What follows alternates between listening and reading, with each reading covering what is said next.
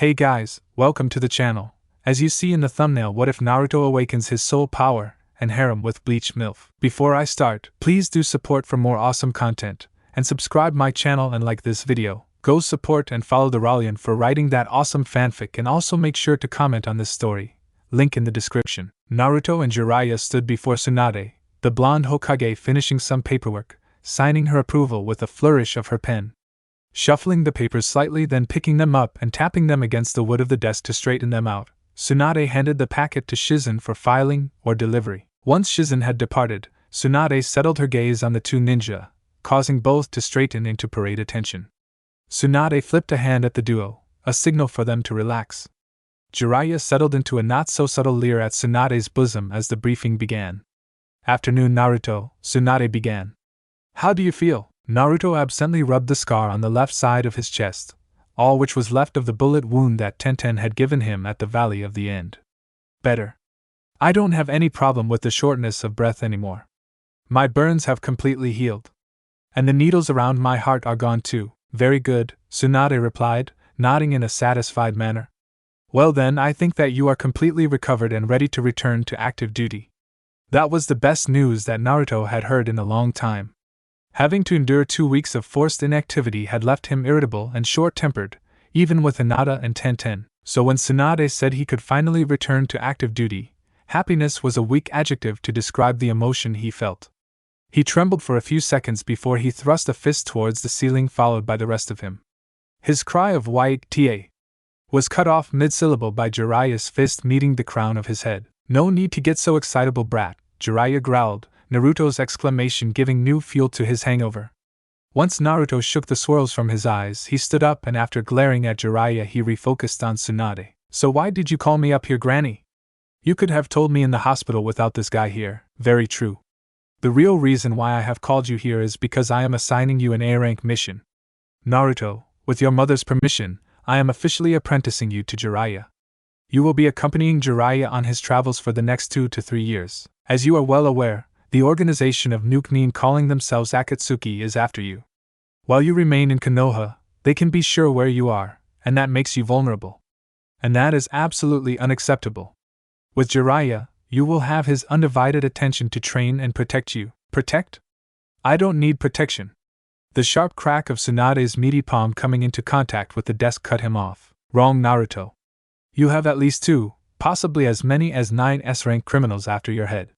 I do not mean to insult you, but were you in the bingo book you would have a B ranking at best. Against the kind of ninja that Akatsuki is made of, you stand no chance." "What about my team? Hinata and Tenten will remain here in Konoha. They will probably be split up to fill holes in other genin teams until you return." As soon as the words were out of her mouth, Tenten and Hinata were through the door, a flustered Shizen hot on their heels. "I'm sorry, Tsunade-sama. I tried to keep them out, but they wouldn't listen." Tsunade silenced her apprentice with a curt look and focused on the two intruding kunoichi. "Good afternoon, Tenten-san, Hinata-san. What, may I ask, do you need that is so important that it necessitates interrupting an A-rank mission briefing?" "Hokage-sama. Forgive us for interrupting," Hinata began, slightly out of breath, "but we request to be added to the mission roster." "And why would I do that? You are just genin. You are not qualified to be added to an A-rank mission." At this, Hinata stumbled. She couldn't say that the reason she and Tenten had was that they did not want to be separated from Naruto for several years. Glancing sideways to Tenten, Hinata hoped that Tenten had come up with something better than "because we would miss him." Tenten unfortunately looked as uncertain as she did. But as both girls looked at one another, trying to come up with anything that sounded like a remotely legitimate reason, Jiraiya spoke. "I wouldn't mind letting them come along. I can teach 3 genin just as ably as 1. Tsunade said nothing for several long seconds, staring her ninja. "Oh come on, Tsunade-heim. You don't need a pair of genin that badly, and they can learn more from me than anyone else here, unless you are planning to take them under your wing? And it isn't like an extra pair of genin would make things that much more dangerous. Alright, you two, I assume that you were listening to the whole briefing?" "Yes, well, I hope that you are sure. There are at least 2 S-rank Nuke, probably as many as 9, after him. Were either of you two to stand between Naruto and Akatsuki, they would have no compunction against killing you." "You mean they would treat us like any other enemy combatant?" Tenten asked. Tsunade opened her mouth to reply, but said nothing, unable to refute Tenten's logic. "Yes, they would treat you like an enemy combatant. Just as long as you are cognizant of the danger. They nodded in unison. Far be it from me to deny true love. Well, Jiraiya, looks like you just got yourself a team, but if any of the characters in your next novel bear anything more than a passing resemblance to any of those 3 kids, I will be looking for a new spy master. Long since having been inoculated against Tsunade's threats, Jiraiya's smile barely faltered. Shizen, add Higurashi Tenten and Hyuga Hinata to the roster as well. Shizen, who had been standing in the doorway during the discussion, voiced an affirmative and ducked out the doorway. When do you want to leave? Jiraiya thought about it for a few seconds. I am sure that the kids will want some time to say goodbye, so tomorrow, I think. That should give me some time to finish up 1 or 2 things I need to tie up here as well. Nothing to do with my research, he assured the volatile Hokage. All right then, dismissed. Saluting, the 5 ninja about turned and left her office. The group stopped outside the main doors of the tower and split up, Naruto and his teammates going home to start packing. Tenten did not have many possessions, so it took her and Naruto less than an hour to pack all her stuff. Naruto had left to run a few errands, or so he said, so she had been left to her own devices for the time being. She left her apartment, locked the door behind her, and started walking. It felt strange to be leaving for so long. It was just 2 weeks shy of 1 full year since they had graduated the academy and become fully fledged Konoha shinobi. If everything went according to plan, by the time she and her team returned, they would have been out of Konoha for longer than they had officially been ninja. She was still a little incredulous that the Hokage had caved into her and Hinata's requests so easily. She had gone in fully expecting to have to fight tooth and nail for her and Hinata to be included in the mission. So when Tsunade acquiesced almost without any argument at all, she was surprised to say the least. Still, she wasn't one to look a gift horse in the mouth. She was just glad to be going with Naruto and not be left behind. As she walked, she noted teams of Naruto clones working on the reconstruction.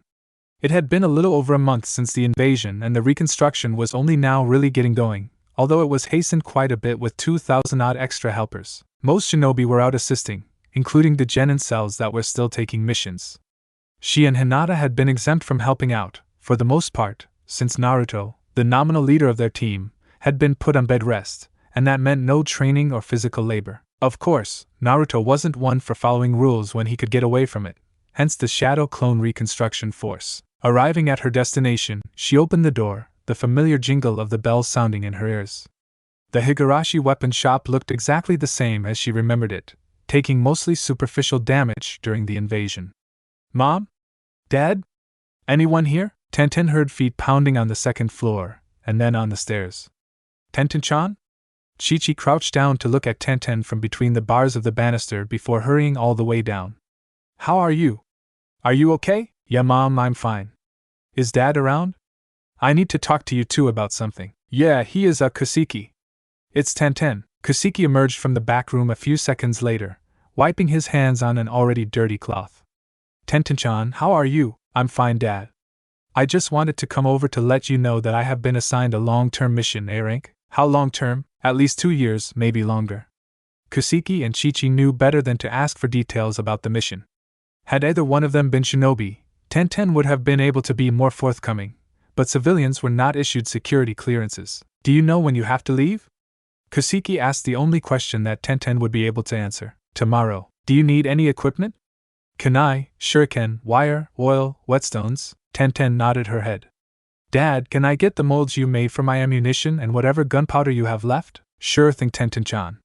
Do you need any ammunition made now? No, I still have most of the last batch I made before the invasion. I just need the molds and gunpowder so I can make more when I need to. What about a forge? Most towns have a smithy in them. I can rent one out when I need to. If I can't, it isn't like it would be hard to make a temporary forge somewhere else. It isn't like I need a full smithy. Alright then. You sure that is all you need? Yes, I'm sure. Do you want your stuff sealed or just packed away? Seal it up, please. Okay, be right back. Chi-Chi shifted uncomfortably once Kaseki had left, mirrored by Tenten. Hard words had been said the last time they had spoken, and neither one knew how to take back what had been said. Silence reigned unbroken until Kaseki returned. Tenten took the proffered scroll and was pulled into a hug by her father when she did. Be safe, Tenten-chan. Write us when you can, please. When I can, Tenten agreed. Good. We love you. Kaseki finally released his only daughter, and the three stood in awkward silence until Tenten gave a jerky farewell and left. You didn't say anything to her? No, Chi-Chi muttered. I don't know what to say to make her listen. She is an adult now, Kaseki reminded Chi-Chi. Hardly. She is 13. She is a shinobi. You can't judge her solely by her age anymore. The last few months alone prove that. 13 is too young for marriage, no matter what. You are going to have to accept that Tenten makes her own decisions now, Chi-Chi-chan. She has her own life that has nothing to do with us anymore. There are some lessons that she has to learn for herself, and this is one of them. I just don't want her to regret anything. That boy is tricking her, I know it. If he is, then she will figure it out sooner or later. I would rather she not have to figure it out at all. I know, Chi-Chi-chan. I don't want her to get hurt either, but in her profession, it will be unavoidable. I still don't understand why you let her attend the Shinobi Academy in the first place, Kaseki sighed. It is in her blood.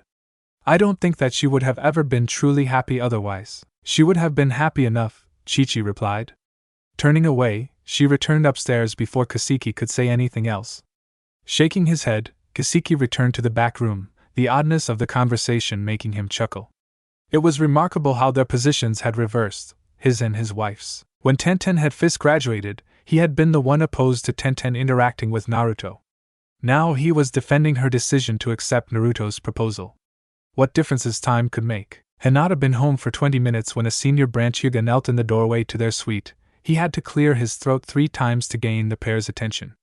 Naruto looked at the pair of branch servants for a moment, when their motions slowed to a halt, then looked to the sitting room. Knocking on the end of the open door to get Hinata's attention, Naruto jerked his head back to where the other Hyuga knelt in the doorway. How much you wanna bet that is your dad wanting to talk about the mission?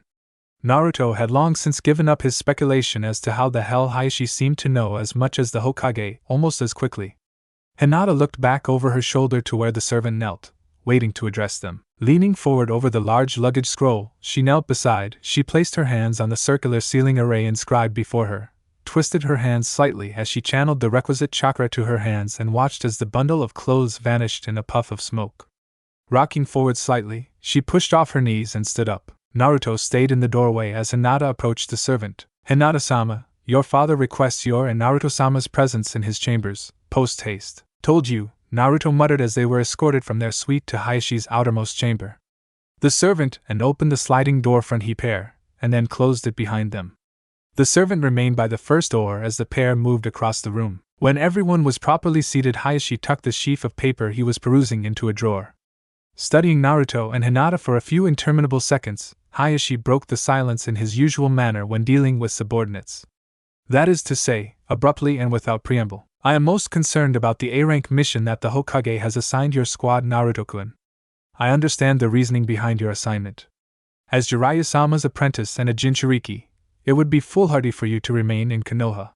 However, Hinata's inclusion is troublesome. As a possessor of an unsealed Byakugan, your well-being is a concern. I can see no legitimate reason for you to be assigned to this mission. Well, Naruto replied in a smug manner, glad for an opportunity to one-up Hayashi. That is not a decision for you to make. The Hokage saw fit to put her on the mission, so that should be good enough for you. They might have been allies of a sort, but they were far from friendly. Hayashi's flinty stare would have intimidated Naruto once, but not anymore. What I am wondering is exactly why my daughter and your other teammate have been included. Neither of them has been apprenticed to Jiraiya-sama, and while I do not doubt that Hinata-chan could benefit from his instruction, Jiraiya has not taken a student on in close to 20 years. Not since your biological father. So forgive me if I fail to see why he would be amenable to taking a whole genin cell on now. I guess he was feeling nostalgic, Naruto replied. It was his idea to include Hinata-chan and Tenten-chan. Hayashi studied Naruto's too wide smile for a few seconds while Hinata whispered at him furiously and Naruto made soothing noises back. Liar, Hayashi proclaimed while Naruto continued to smile. You're right, Naruto conceded without missing a beat. But the reason why Hinata was included is immaterial. The only thing that matters is that she was included, by the Hokage no less, and that should be enough for you. You should know now that I love Hinata-chan unconditionally, and I would do everything in my power to keep her safe. So you can stop worrying about her unsecured Byakugan because the only way anyone is getting their hands on her Byakugan is if I am dead. And as I have proven, I am not easy to kill. Besides, Hinata is no pushover herself. And we will have Ero Sennin with us too. So it is not like she will be without protection. Be that as it may, as powerful as Jiraiya is, he is only one man. And even Jiraiya can be defeated or even killed. However true that may be, the fact is that the Hokage personally put Hinata on this mission. But before you go to Granny Tsunade to complain, I would keep in mind that she is not the old man. Is there anything else you want to discuss, because Hinata and I need to keep packing? Hayashi gave Naruto a sharp look before answering. Actually, yes, there is. Pulling a scroll about as long as Hinata's arm and only slightly thicker out from a drawer in his desk, he handed the scroll to his daughter. Hinata gasped, eyes wide as saucers when she held the scroll. F.A. father, use this, I mean, it exists, they do. That is a copy I had made for you recently. Open it up and look inside. Gently setting the scroll on the desk, she carefully unfurled the scroll. Quickly activating her Byakugan, she scanned the first part of the scroll. Peering over Hinata's shoulder, Naruto scrunched his face in confusion. I don't get it, the scroll is blank. To the eyes of normal humans, it would be. But to the enlightened eyes of a Hyuga, that scroll filled with the deadliest hand-to-hand combat techniques in the world. What, are they some super-secret Juken moves? Of a sort, Hinata replied absently. There are 3 levels of the Juken commonly taught, the first 2 to all Hyuga and the third reserved for the main branch. There is a quasi-mythical 4th tier that allows the user to kill with a single touch. This scroll has the 9 forms of the dim mak, the Fist of Death, written down. Supposedly, the final form, the Soul Death, allows the user to rip the soul out of a living person with their bare hands. But I thought you could already do that with the normal Juken. Contrary to popular belief, the Juken is a fairly non-lethal taijutsu style, with only a handful of killing techniques. The Juken can be used to kill, like all martial arts, but it is mostly centered on dealing temporary disabling damage, rather than lethal damage. Okay, I guess, Hinata sighed. To put it simply, by and large, the Juken does not kill. The dim mak, however, does nothing but kill. Well, I guess that makes sense. Being called the Fist of Death and all. A moment after Naruto stopped speaking, Hinata's eyes leaped to her father. Do I know it? Hayashi asked before Hinata said anything. No, I don't. The dim mak is something that was taught to the first Hyuga by the Shinigami himself, or so the legend goes.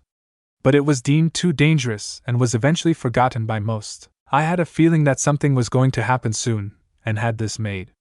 I cannot say why, but I believe that you will have need of this before too long. Hurriedly rolling the scroll back up, Hinata stood and bowed to Hayashi before scurrying out the door.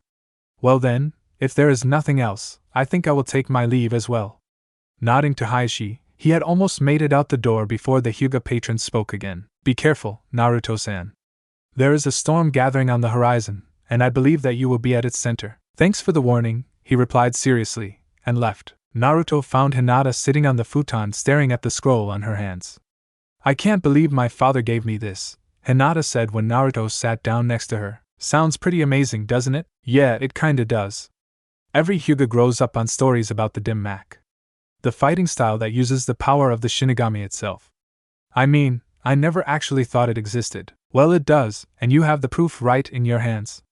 Hinata didn't respond for a few seconds, so Naruto took her chin in his fingers and turned her face so he could kiss her on the lips. Hinata closed her eyes and leaned into the kiss.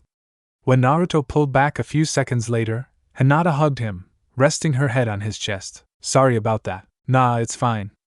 Must be pretty unbelievable. You okay now? Yeah. I'm just glad that he had this when you asked.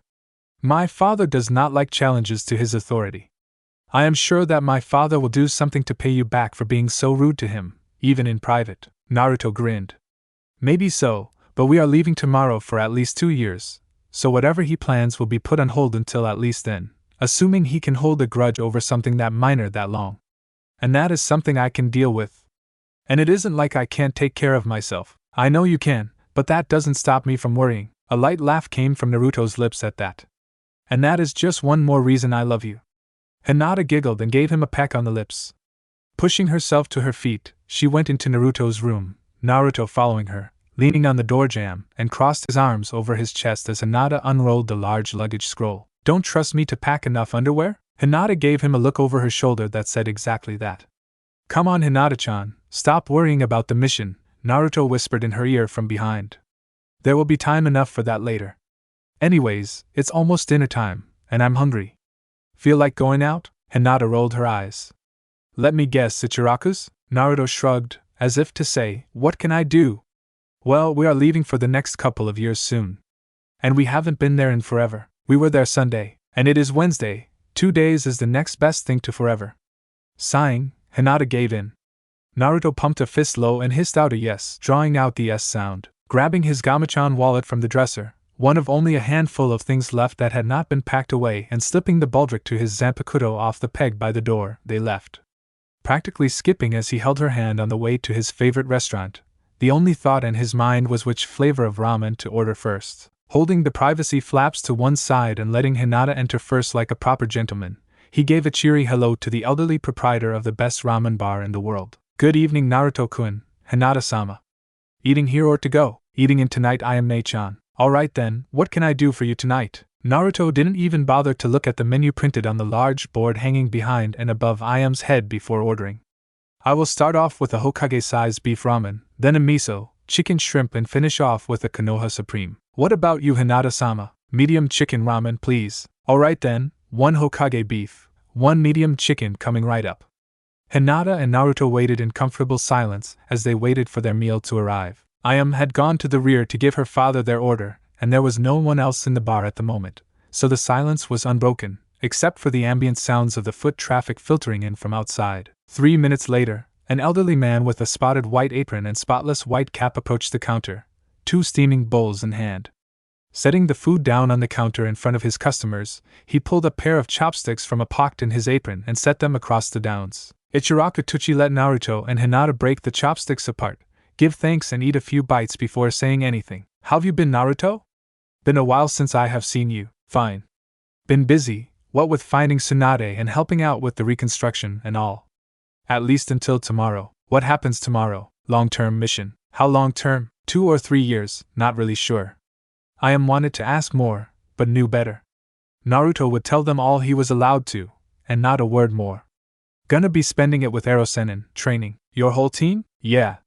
Mom got sent off to the capital, so the pervert is taking her place. That is quite an honor, mixed blessing.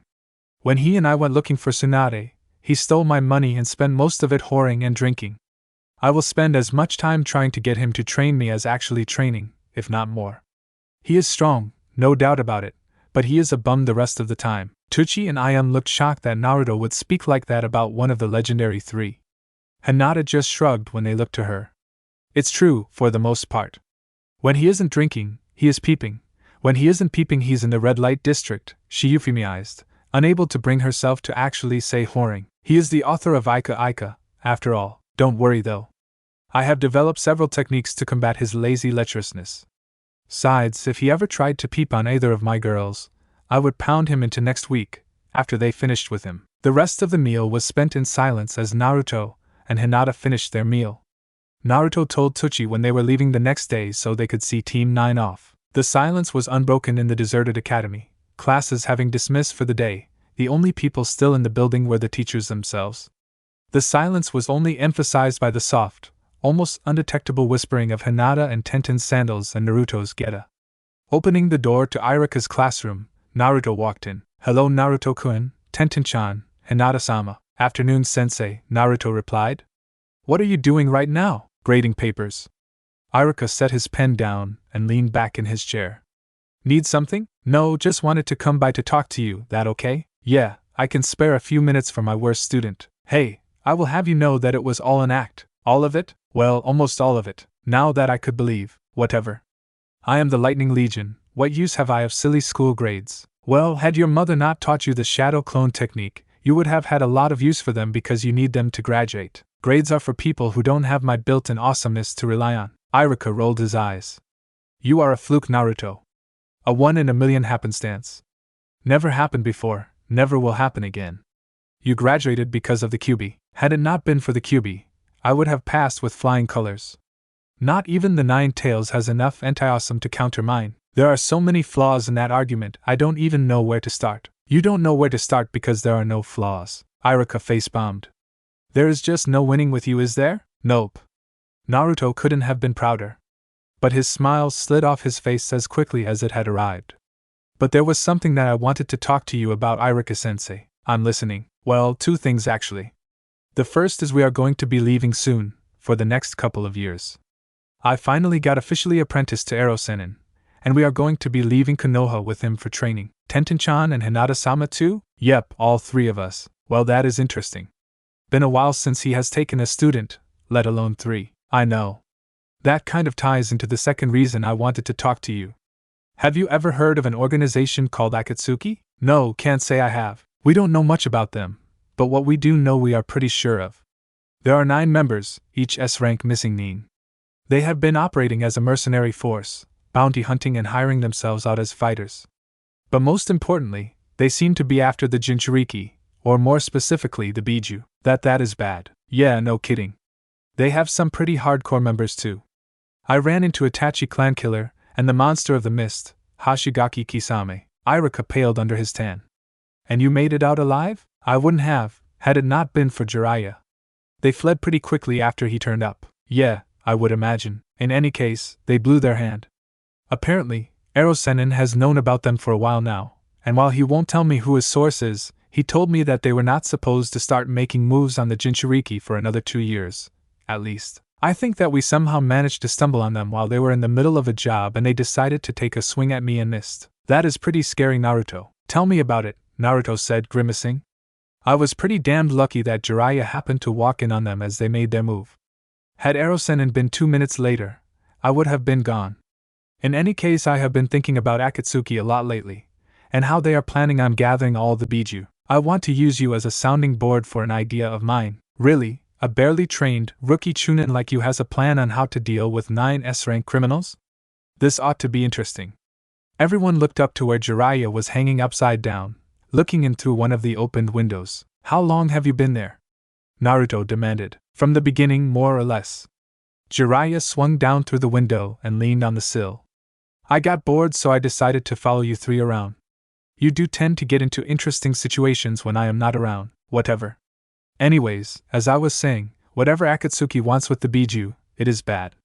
I want to go to the other Jinchuriki and we form our own organization, one to counter them. I already know the Sanbai's host pretty well. We teamed up during the second stage of the Chunin exams and we both passed. I think she would be willing to at least hear me out on this. I don't know how much resistance I could run into with the others, but with Sora's agreement, I think it is possible to at least get everyone to meet. Worst comes to worst, at least they will be warned. The silence stretched for what seemed to be an eternity as the others tried to wrap their brains around what Naruto was suggesting. Naruto, Iruka began in carefully measured tones, but cut himself off when Jiraiya leaned forward. Naruto, Jiraiya began again, what you are saying you want to do is monumental. I don't think you realize exactly what you are undertaking here, what an effort this Jinchuriki alliance would be. And there are any number of problems with the concept itself. First of all, were you to succeed with your plan, you would have accomplished what a century of negotiations would have failed to do. The treaty standing between the 5 elemental countries is little more than a simple non-aggression pact, and that is barely worth the paper it is on. There is no mutual defense clause if someone were to attack, and no way to embargo another country. Second, I don't think you realize how little freedom most Jinchuriki have. The Jinchuriki are the ultimate weapons, the ace in the hole for any country that has one. Their movement is carefully monitored, every step outside their home village scrutinized. At the end of the last war, there are agreements as strong as laws made forbidding another country to send its Jinchuriki into another Jinchuriki-possessing nation. You would have to go to the Daimyo and receive permission to even approach one of the other Jinchuriki-possessing nations. What about the mission to Kirigakure? I was on that mission, Jiraiya sighed, already knowing that this was going to be a headache. That is because your team was requested specifically. They can do that, to a certain extent, Iruka replied. Any client requesting a specific individual or team is subjected to intense scrutiny. I don't have to tell you that we shinobi make enemies all the time, so when someone wants a particular person sent, we have to make sure that it is not an ambush. Okay, but that does not explain the mission to Kiri. How could we have been requested when they did not know we were coming? Sarutobi and the Mizukage had been in contact prior to your mission, and you were sent to deliver the formal invitation. So the mission was a sham? No, Naruto. Your mission served a purpose, even if you cannot understand it right now. In any case, we seem to have drifted from our original subject. Drop it, Naruto, Jiraiya told the Chunin when it looked like he was going to protest. In any case, I hope that you appreciate the amount of work that this is going to entail. If you are serious about this, then I will support you when you go to Tsunade. I am. Akatsuki has already tried to take me once. I don't know what they want with us, but whatever it is, I doubt that it will be anything good. The fact that they want the Biju is grounds enough to want to stop them. You said it yourself, Jiraiya-sensei. We Jinchuriki are the ultimate weapons. The time is coming for Akatsuki to learn just what that means. Jiraiya smiled at the determination in Naruto's expression. And I wouldn't expect anything less from my student.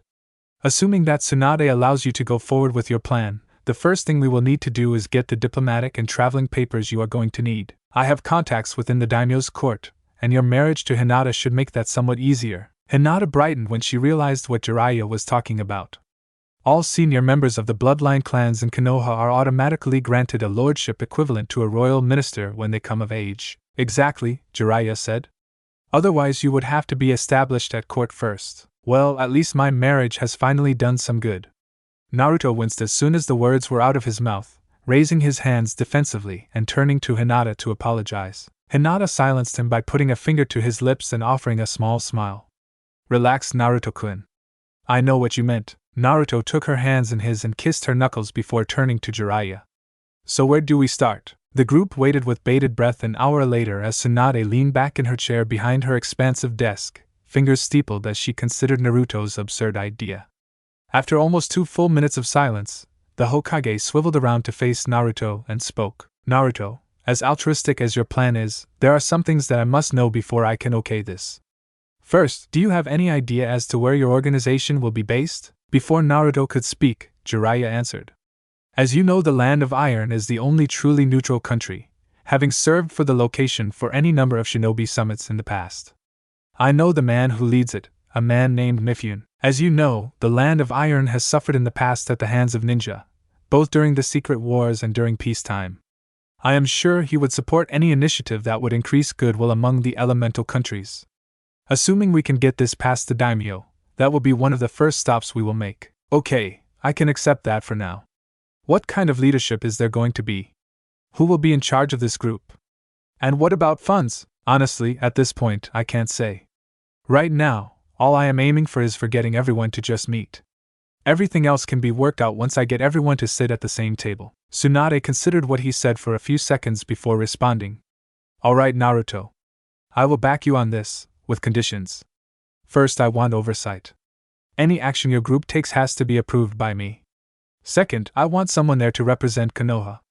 Third, any intelligence you receive is passed straight on to me. Lastly, any charter your group adopts must have a clause preventing any member of your group from gaining access to any material or intelligence resources within Konoha. Naruto was shaking his head before Tsunade had finished.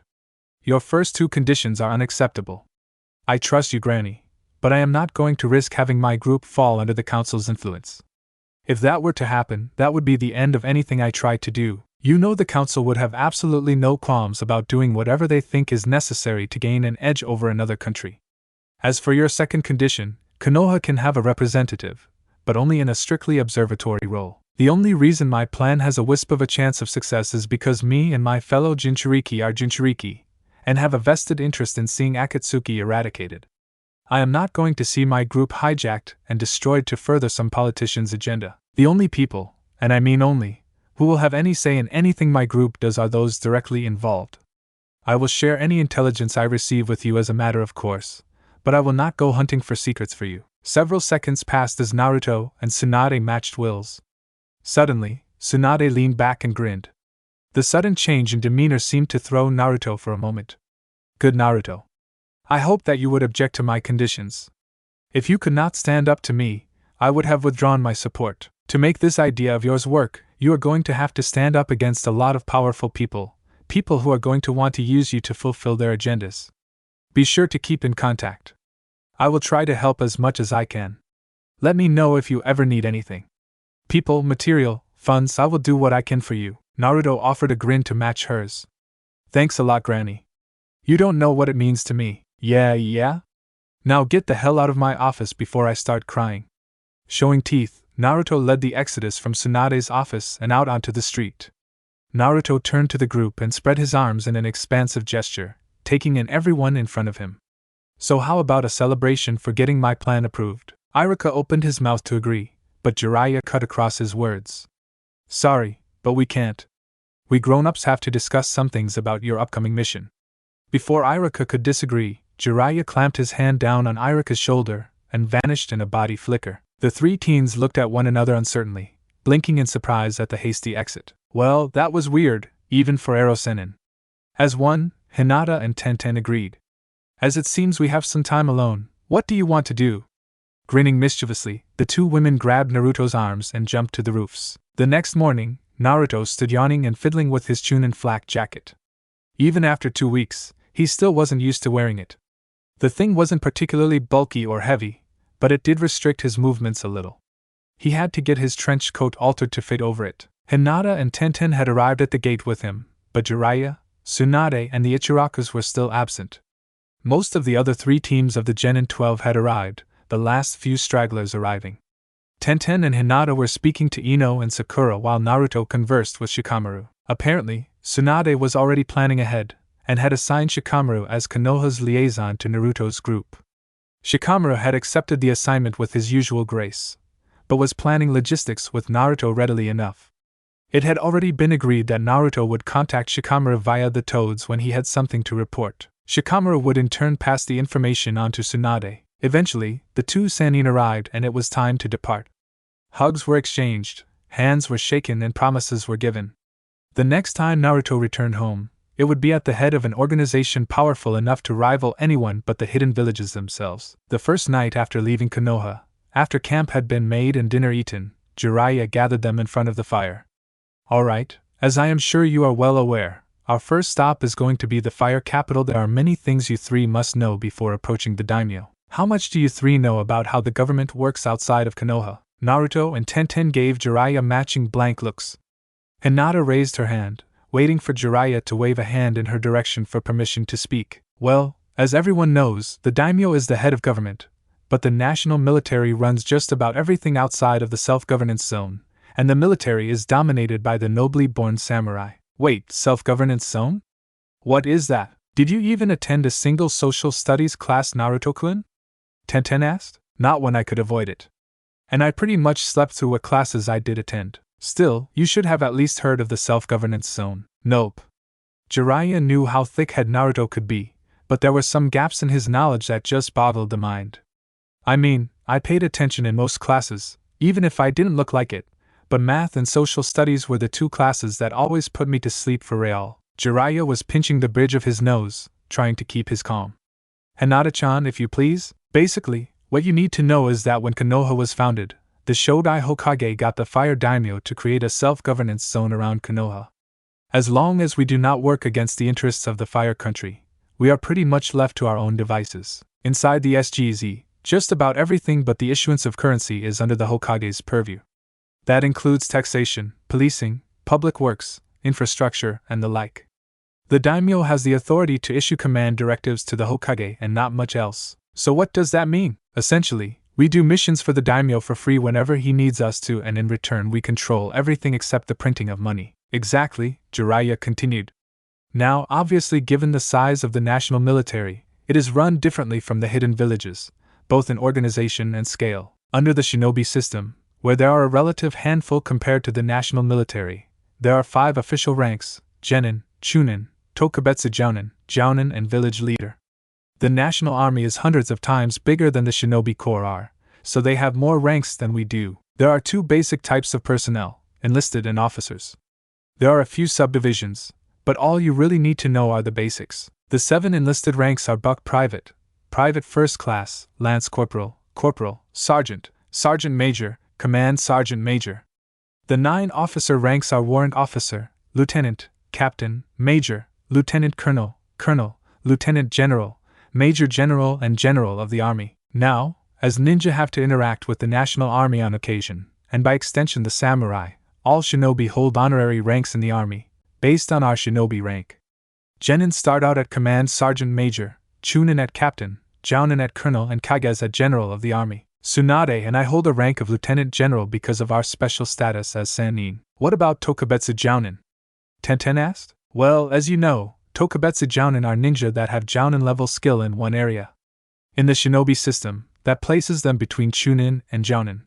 But the army system works slightly differently. The equivalent of a Tokubetsu Jounin are warrant officers, who are the technical experts who have specialized knowledge in a single field. So, Tokubetsu Jounin are lower ranked in the national military than in Konoha? Not exactly Naruto. Warrant officers are kind of to the side of the rest. Warrant officers start off between command sergeant major and lieutenant, but they can hold commands equivalent to and in special cases over commissioned officers. Now, as Hinata-san already said, the samurai run just about everything outside of Konoha. Did Anko ever tell you about the tripod of power supporting the fire country? Samurai beats ninja, ninja beats monk, monk beats samurai? Well, that is one way of putting it, I suppose. Oversimplified, but accurate more or less.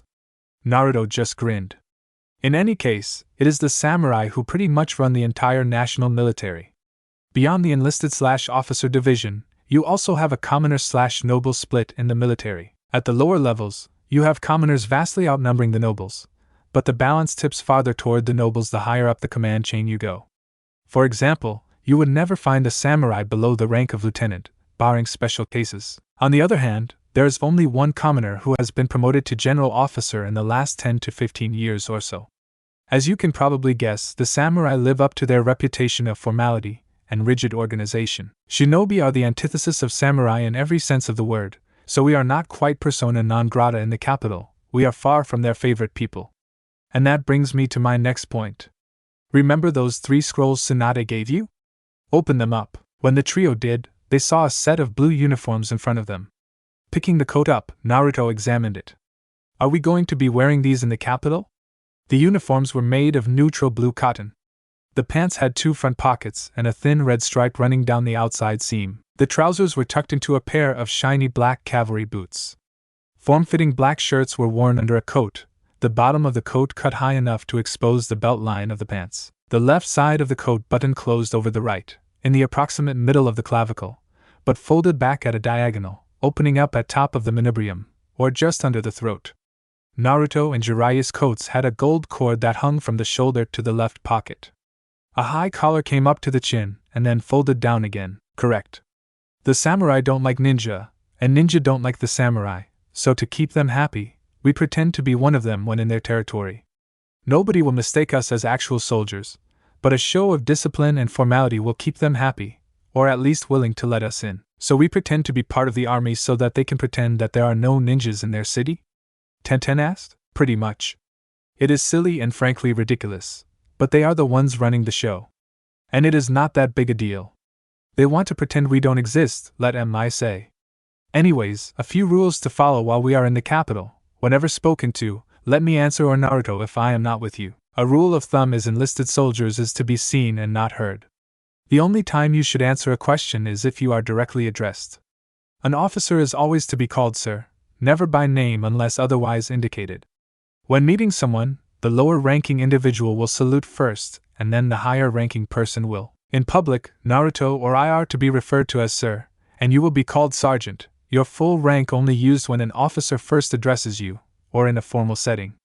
Generally speaking, you too, Jiraiya said pointing at the 2 women, treat officers as if they were God, and other enlisted soldiers as you would anyone else. When in doubt, do as I do. Jiraiya turned to speak to Naruto. Once we reach the capital, news of our arrival will travel pretty quickly. You are going to have to address the daimyo at some point, so you have to make sure that you make a good first impression. We will be put off at first, possibly up to a week, to see what kind of person you are. I know the daimyo, and he will decide whether to approve your request or not based on what kind of person he thinks you are as much as the actual merits of your argument. The army does not start recruiting until 18, so everyone will have at least 10 years on you, probably closer to 20. Many will try to test you by insulting you or ignoring you. You cannot allow that. The traits the daimyo respects most are charisma and strength. If a lower-ranking officer or enlisted soldier fails to make his obeisance, you have stop and press the issue until they do, short of physical violence. The majority of those you will encounter will see a 13-year-old kid, and not your double silver bars. It is important that you display the proper force of will. If you don't, the daimyo will most likely deny your petition. What about Hinata-chan and Tenten-chan? What applies to you also applies to them, but it is less important that they act their rank. The only trouble they should get is from an officer who takes offense at their gender. Any enlisted man would have more than enough sense to leave either of them alone. Insubordination is only for the politically ambitious and really stupid. Few officers would gain anything from showing Tenten or Hinata up. The only reason anyone would try to mess with your women is to get at you. In any case, the national army does not accept women into their ranks, so they will stick out like a sore thumb, but not much more than you will. It was early morning before the group walked up to the great gates of the capital. The walls extended as far as the eye could see, constructed of silver-streaked white stone without a visible join or crease. The walls were easily as high as Konoha's, and manned far more heavily. There was not much of a line waiting for admittance, but Jiraiya breezed past those waiting and addressed the sergeant standing in the doorway of the guardhouse. "Your name, sir?" Lieutenant General Kyushu Jiraiya, accompanied by Captain Hyuga Naruto, and Command Sergeants Major Hyuga Hinata and Higurashi Tenten. "Reason for visit?" The sergeant flicked his gaze to the three teens and put two and two together. But Jiraiya saw the metaphorical light bulb click on over the man's head and saw him catch himself before he scowled at them. "I seek an audience with the Fire Daimyo." Were the man in question anything less than general rank, the sergeant would have questioned Jiraiya further, but he knew he was not likely to get a better answer. Besides, whatever the lieutenant general wanted, it likely was political, and that was far above his pay grade. The fact that the lieutenant general was not actually a lieutenant general was irrelevant. Jiraiya of the Sannin was well known, even outside the shinobi world, and he knew that the man could get him without a second thought. That and the fact that he was accompanied by 3 children, one of which was a field officer, only made it even more obvious that they were shinobi, were it necessary.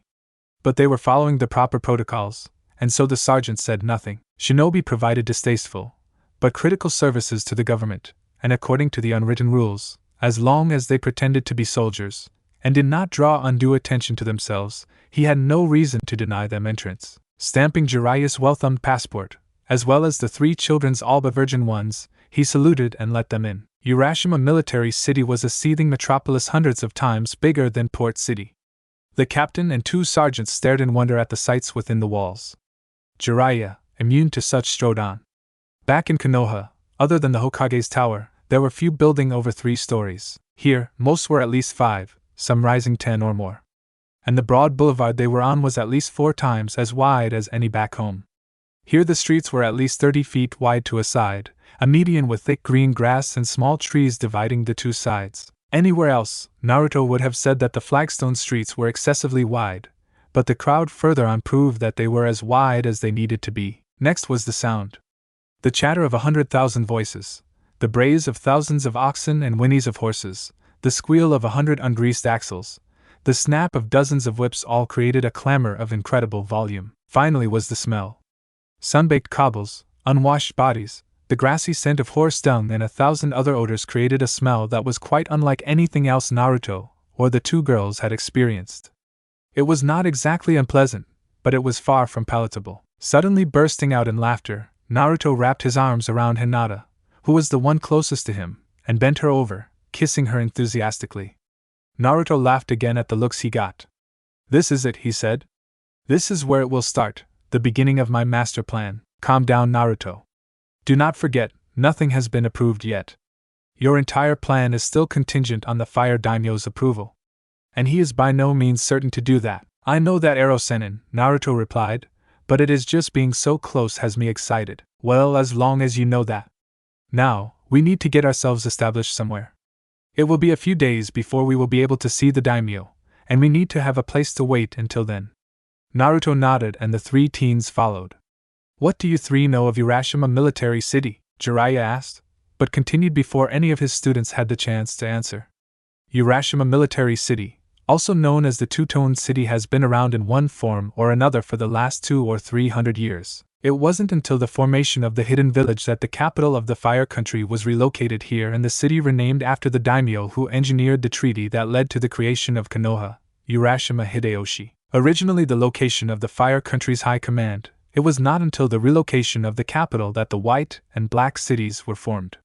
The reason behind the name was instantly apparent. When the daimyo decided to move his capital here, the original town was surrounded by what would come to be called the White City, and is the civilian half of town. As you can probably guess, the White City is called the White City because of the white outer wall and the whitewashed stone and brick the buildings are made of. The inner part of the city is called the Black City, from the jagged spike of black rock that the rest of the capital is built around. The mountain was small in the measure of such things, only about 1,000 feet, but it was still the highest point for hundreds of miles. The mountain has been hollowed out and filled with miles and miles of corridors, rooms, halls and audience chambers to fit all the accoutrements of the bureaucracy. The stone that was been removed was used to build the military base surrounding the base of the mountain and the wall surrounding it all. The final redoubt is one of the major reasons why the Fire Country has never been fully conquered. It is said more than half seriously that whoever controls the final redoubt controls the Fire Country. And they could see why. The outermost white wall was huge, 20 feet tall or so, and half as wide, but the wall surrounding the mountain was considerably larger. Naruto estimated that it had to be at least 50 feet tall, and he could only guess how thick. Conversation lapsed as Jiraiya led them through the warren of side streets until they arrived at a smallish 3-story structure only 100 yards from the black inner wall. Apparently, the main thoroughfare that the main gate opened to circled the Black City 1.5 times, spiraling in towards the Black City, terminating at a gate on the opposite side of the inner wall from the main gate. If one knew his or her way around the city, it was often faster to cut through the narrow alleyways and side streets that rarely continued in a straight line for more than 50 feet. It would have been a journey of minutes had they been able to travel on the roofs, but the rooftops were heavily patrolled by the city guards and took a dim view anyone trying to use the roofs as a shortcut, so dim in fact that it might as well be opaque. It took the better part of an hour to traverse the streets and arrive at the Flame of the West, a trip that would have taken 5 minutes anywhere else. The Flame was a whitewashed stone inn, the upper 2 stories overhanging the ground floor on all sides, the brilliantly red clay shingled tiled roof proclaiming the building's purpose. Unlike most inns, there was no sign hanging over the door, a stylized tongue of red flame emblazoned on the plain wood door instead. Jiraiya breezed in through the door and was almost immediately greeted by a fat, balding man wearing a spotted white apron. Jiraiya-kun. Welcome back, my old friend. The innkeeper quickly closed the distance between him and the Sennin, taking the hand Jiraiya offered and pulling him into a hug. The innkeeper thumped Jiraiya's back several times before releasing him from his embrace. What are you doing here? An unofficial business no less, he said, waving a hand at Jiraiya's uniform. Been a while since I have seen you all dressed up. Tell me about it, Jiraiya replied. Must have been right after that thing with the Hyuga, 10 years ago now? Something like that, the innkeeper agreed. In any case, what has brought you back to our great capital? Shinobi business, Jiraiya muttered. I figured. Care to share? Not at the moment, but you should be hearing about it soon enough. Well, when have you ever left the city in the same state that you arrived in? Well, there was that one time during the Third Shinobi War. That doesn't count. 1. You were only here for a few hours, and 2. You were hiding in the cellar the entire time. It isn't my fault that the damn 3 storms were on my ass. That would be debatable. In any case, you going to introduce your companions? I might as well, Ben. Ben, these are my students, Hyuga, Naruto, and Hinata and Higurashi Tenten. Naruto, Hinata, Tenten, this is Nakamura Benji. Students? Been a long time since you have taught anything. Not since Minato and his team, Jiraiya agreed. Examining Naruto, Benji's eyes widened in surprise. Say, you wouldn't happen to be the Lightning Legion, would you? Yeah, Naruto replied carefully. How do you know about that? How do I know about it? Kid, half the country knows about you. Tapes of the final exam sold out in record time. Wait, what? Tapes of the final exam? Yeah, you didn't think that the Chunin exams were only watched in Konoha, did you? Yeah, I kinda did. Well, here's news for you, kid. The Chunin exams are one of the most highly publicized events in the world. Live broadcasts are only in whatever village it is being held in because of the lack of long-distance infrastructure, but the tapes of the exams are sold all around the world eventually. It would be hard to say whether it will be sold in Earth or Lightning countries first, but it will get there eventually. Of course, the results are known as quickly as distance allows, but it takes quite a bit longer for videos to be available. So I am world famous then? I wouldn't say that, brat. You don't get to be called famous until you are in at least 3 bingo books. It is okay to admit you are jealous, Erosenin. After all, it was not until you duked it out with Hanzo that you became famous. I am only 12 and I will soon be as well known as you are. Jiraiya rolled his eyes. Whatever, brat. I have nothing to prove to you. Ben, would you mind showing us to our rooms? Benji slapped himself on the forehead. Of course. Here I am leaving you out in the entryway. Come, I'll show you where you will stay. The 4 soldiers picked up their luggage and followed the innkeeper up the stairs to their rooms. Benji gave them 4 of the better rooms adjacent to one another, not the best, but a far cry from the servants' quarters at the same time. None of their rooms had a sitting room, but it was a lack that nobody missed. Everyone quickly unpacked their possessions and regrouped in a private dining room that Benji had given them. Jiraiya and Naruto left a few minutes later, Jiraiya giving Hinata and Tenten the rest of the day to be at liberty, warning them to be careful and not get lost. The three teenage ninja had taken notice of the occasional patrol of soldiers while in the White City, but it wasn't until they entered the Black City was the army's presence really felt. Of course, the Black City was their part, so it only made sense. And it only increased the closer they got to the final redoubt. Even at the outer edge of the Black City, there were a handful of civilians interspersed with the rifle-toting soldiers. In the White City, Hinata, Naruto, and Tenten had mostly been ignored, but here in the Black City, it seemed that every pair of eyes was tracking Jiraiya and Naruto. Naruto rolled his shoulder uncomfortably at the sensation. Jiraiya put a large hand on Naruto's shoulder and gave the boy a wink. It was obvious that they were not real soldiers, Naruto's age marking them, but by the same token, nobody accosted them as they approached the massive fortress that was the final redoubt.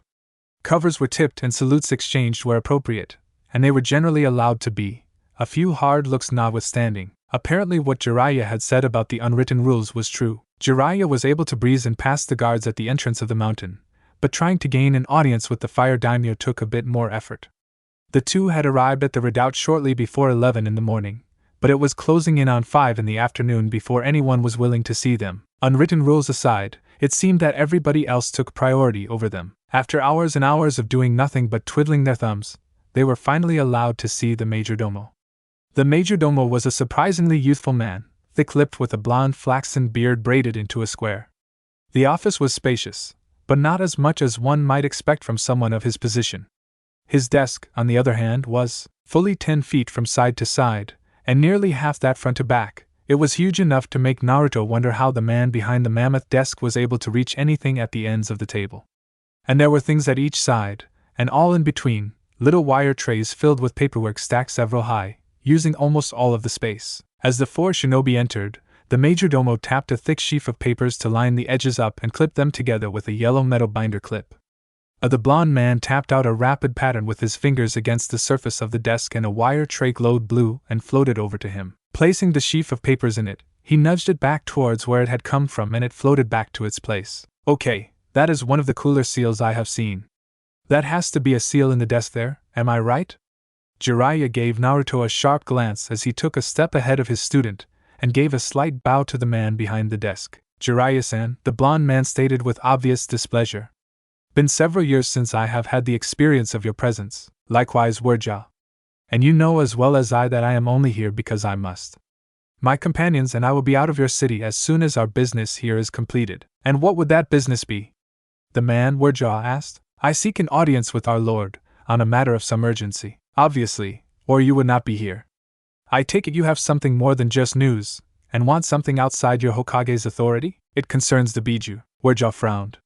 You don't say. Anything concerning the 9 even tangentially is certainly worthy of notice. I take it that is why Uzumaki-san is here? Actually, it is Hyuga now, but what do you mean by that? The majordomo sent Jiraiya a look, which was returned with a shrug. The daimyo likes to be kept abreast of what happens in his hidden village. To get to the point, what do you need? I think I should let Naruto here explain, as it is him that is reason why we are here. Wurjo nodded at Naruto to step forward and speak. I am not sure how much you know, but essentially there is an organization hunting me and the other Jinchuriki. We don't know why, exactly, but whatever they want with the Biju it can't be to spread peace and love. According to our best intelligence, this group is composed solely of S-rank missing nin. I want the daimyo's permission to approach the other Jinchuriki and form an organization to counter Akatsuki, and you need the daimyo's approval to approach any of the other Jinchuriki nations. Diplomatic credentials, free travel pass, etc., correct? Naruto nodded. Well, given that this is the first I have heard of this, I take it this is not time sensitive. Naruto glanced at Jiraiya. Well, they aren't supposed to make their move for another 2 years or so, what I thought, Wurja interrupted. Tapping his desk, a wire rack levitated over to his little workspace. Unfortunately for you, the earliest I can schedule you for is the week after next. The daimyo holds audiences on the 1st and 3rd Tuesdays of each month. The next audience I can schedule you for is October 5th. If you had gotten here 2 days ago, then you would have been able to see him yesterday, but as you did not, you must wait. October 5th? We can't wait that long. Wurjo rounded on Naruto almost before the words were out of his mouth. Yes, you will. As Jiraiya said, this Akatsuki is not expected to do anything for another 2 years at least. Now, if you had news of slightly greater import, I would try to get you an audience sooner, but as things are, you can wait. Am I not supposed to be a lord here or something? Can I demand to see him? You know about that? Well, let me tell you something. You are only a lord in name only. And be grateful for that, as it is the only reason why you are being allowed to address the daimyo at all. You know the exit, see yourselves to it. Naruto opened his mouth to argue some more, but Jiraiya clamped his hand on Naruto's shoulder and steered him out of Warja's office. Tenten had not wasted much time after Naruto and Jiraiya had departed before leaving the inn. Jiraiya had taken the most direct route to the flame on the way in, so they had gotten to see very little of the White City. Tenten made sure to keep track of her meandering, taking careful note of landmarks so that even if she were to get lost, she could find her way back to the general vicinity of the inn. Attired in her blue uniform under her trench coat, she had strapped her gun belt on over her pants. A 13-year-old girl in army uniform and trench coat, she drew a great many looks, and not a few stares. None went past giving her a brief glare, and few even went that far. Nevertheless, Tenten pulled her arms from her sleeves and rested her hands on the grips of her pistols for comfort. One thing that she had noticed when they had entered the city was the kinds of guns that the enlisted soldiers seemed to carry.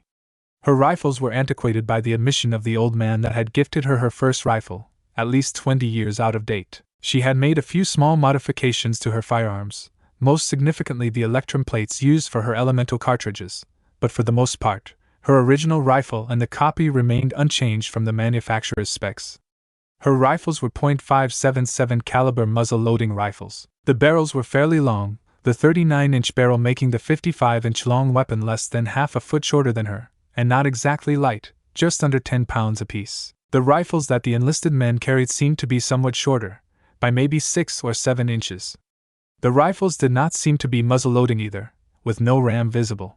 The trigger guard was stretched to cover the other 3 fingers of the trigger hand, although none she saw had any sort of scope mounted on them. Even the officers seemed to carry a more modern pistol, similar enough to what she used, except what appeared to be some sort of grooved cylinder above the trigger.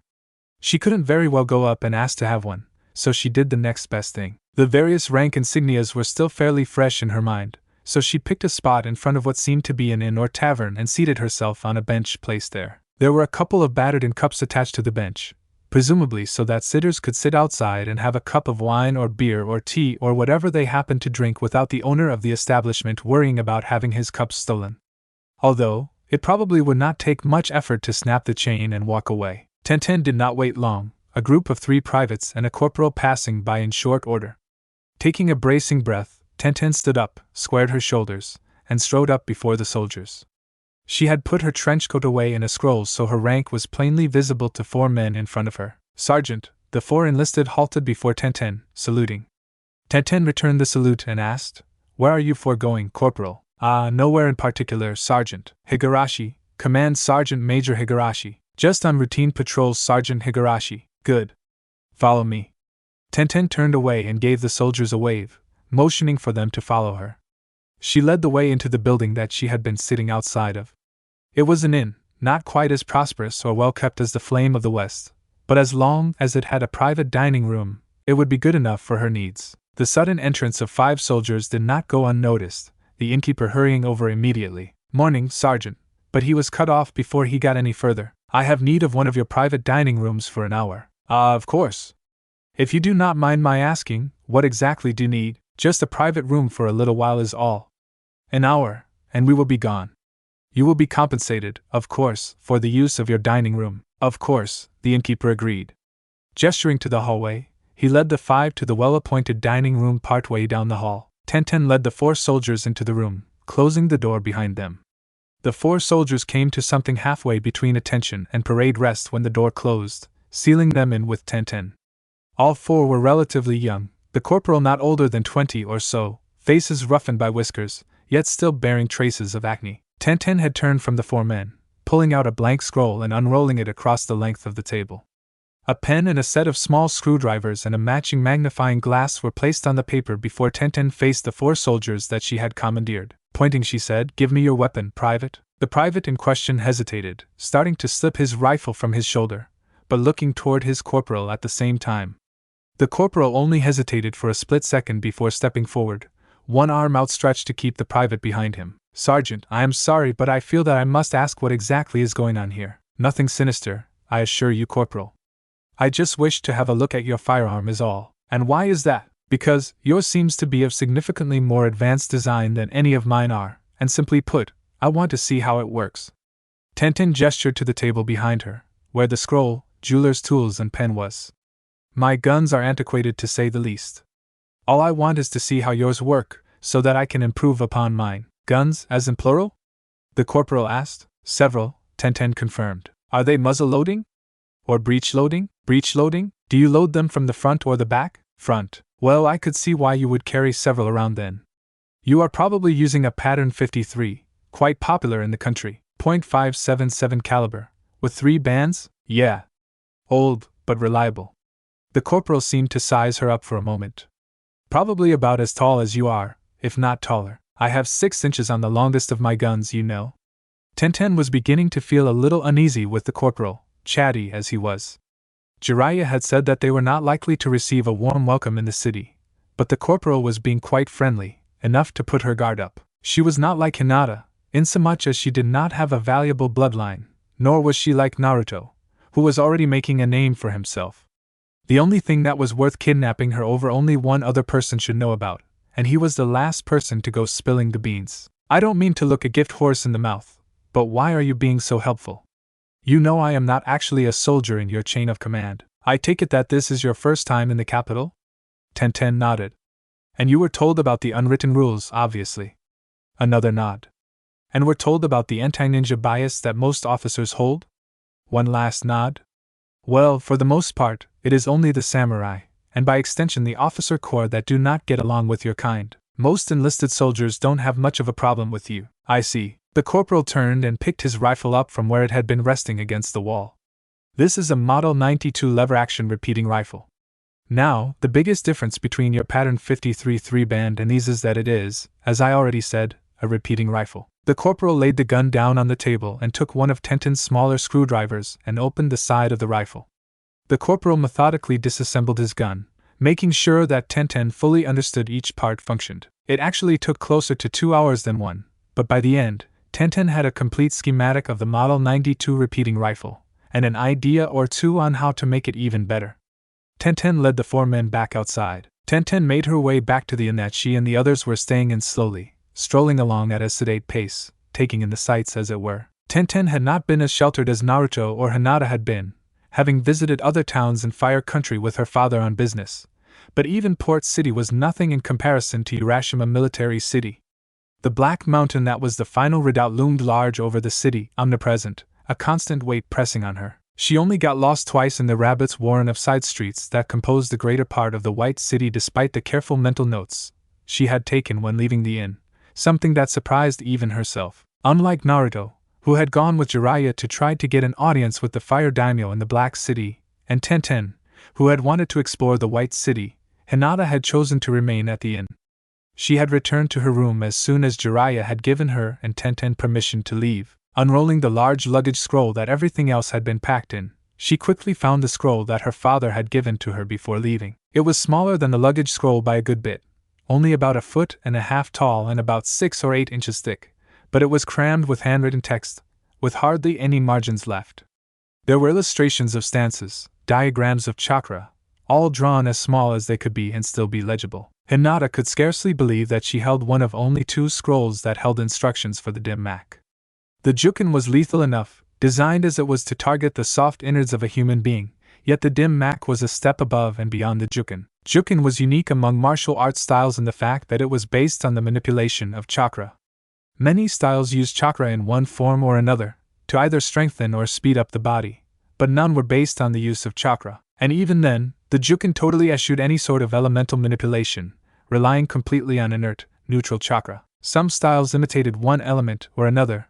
For example, Meitogai's strong fist was based on hard, fast strikes, much like earth techniques, even if it did not actually use earth-natured chakra, or the Uchiha's intercepting fist, mostly reactive to play to the strengths of the Sharingan, resembled water techniques. While the Jukin was unique in its use of neutral chakra, the dim mak was equally unique in its use of yin chakra exclusively. The first exercise on the scroll was on how to master yin and yang chakra. The concept of yin and yang chakra was a mostly cerebral one, in that yin and yang chakra, together, was what was generally referred to as neutral, inert, or non-elemental chakra. Yin and Yang chakra was the basis of all nin and genjutsu. To use an architectural metaphor, Yin and Yang chakra could be compared to the foundation of a building.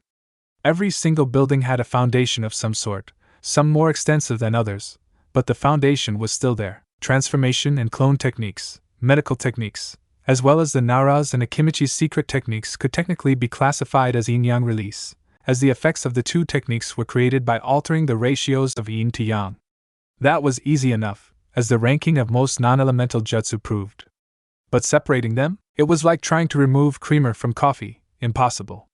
One could add more coffee or more creamer, but removing one from the other simply could not be done. Still, Hinata persevered, mediating like the scroll told her to, trying to do just that. She dared not skip this, the scroll was explicit on that point. The ability to divide yin and yang chakra was essential to the dim mak. Tsunade had known that it was only a matter of time, but that did not mean that when Danzo stepped into her office, she was pleased to see him. She barely batted an eye when Koharu and Hamura followed Danzo into the room. She had not expected those two to appear, but it was not much of a surprise either. Despite Danzo and Hiruzen's enmity, the Sandame's former teammates were sometime allies of Danzo's. Tsunade gave each a polite nod, which was returned and gestured for them to take their seats. Koharu and Hamura did, while Danzo remained standing. "You have made a grave error, Tsunade." "Really?" the Hokage drawled in reply.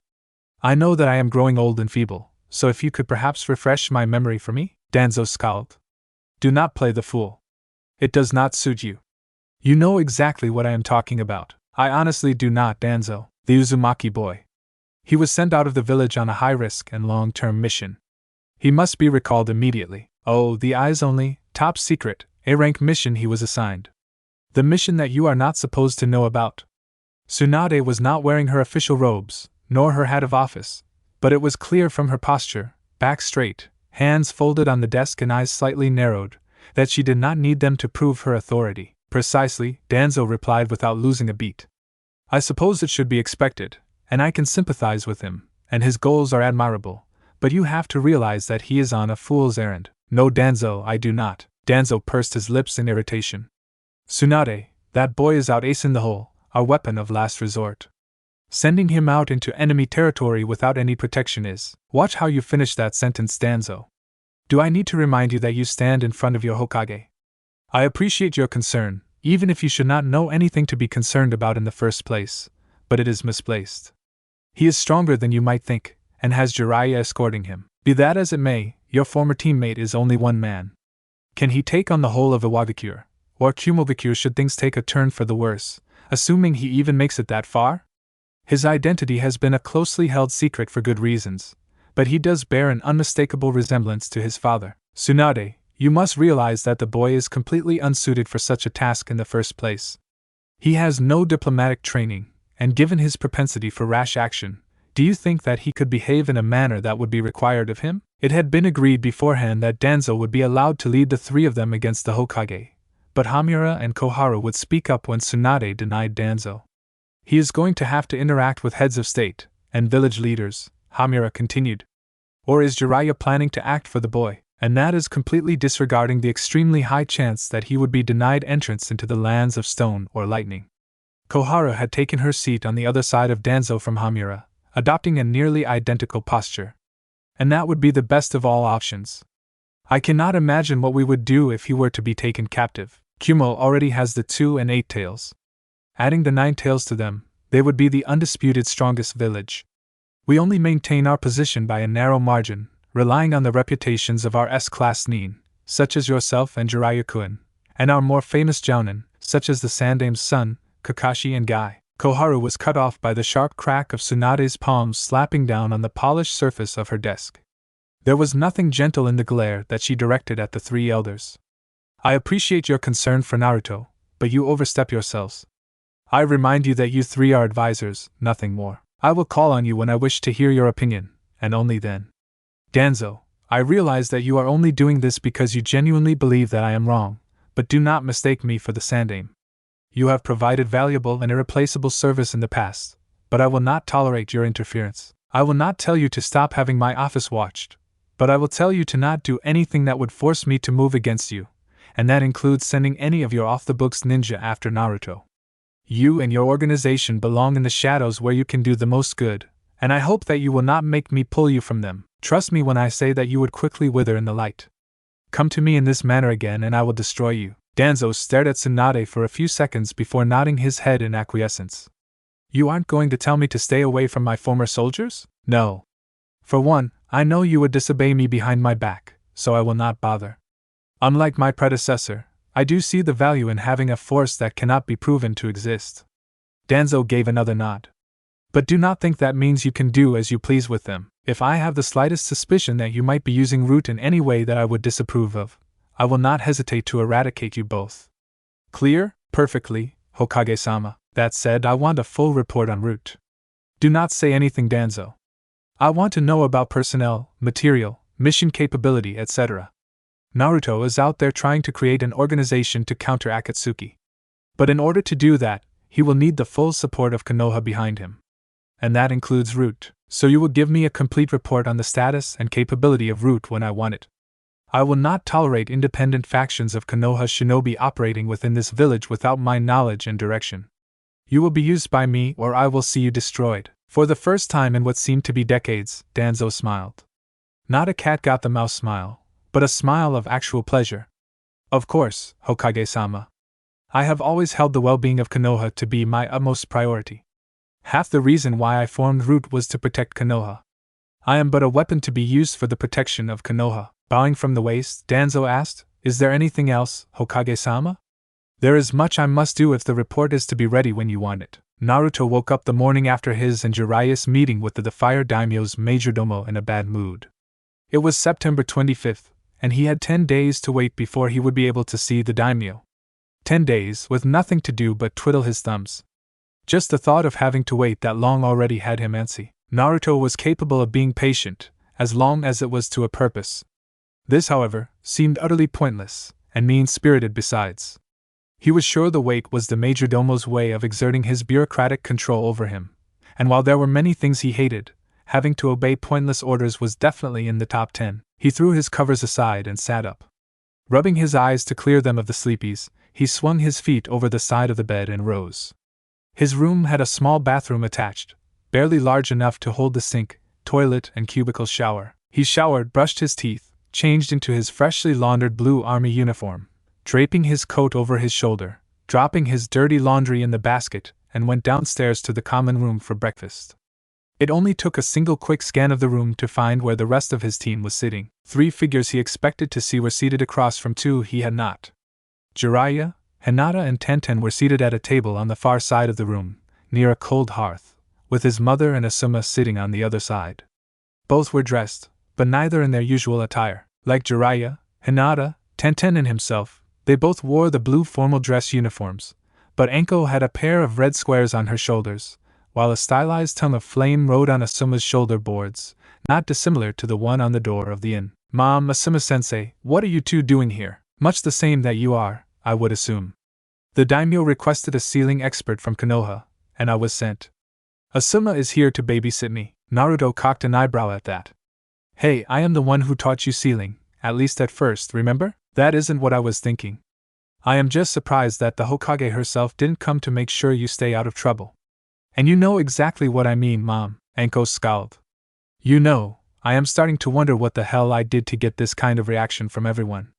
I mean, I have never terrorized any civilians, never destroyed any privately owned property, never destroyed a bar on a drunken binge or kept the neighbors up all night or anything.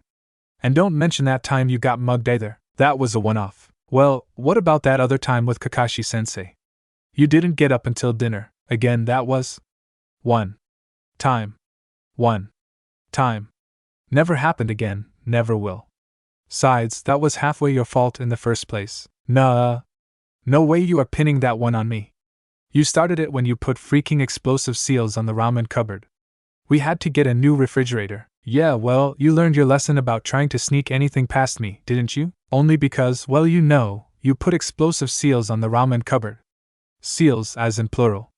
That resulted in several raised eyebrows. Fortunately for everyone involved, the common room was mostly empty, and what patrons there were smart enough to pretend nothing was happening. They always like this? Asuma asked. No, Tenten said. They are usually worse. This time it was Asuma that cocked the eyebrow. No punches thrown, no furniture broken.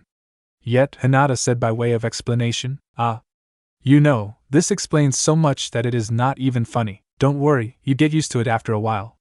There was a thump, as mother and son engaged in fisticuffs, Anko almost pinning Naruto with a headlock, Naruto somehow managing to twist an arm back, up and around to grab a fistful of Anko's hair. Are you sure we shouldn't be doing anything?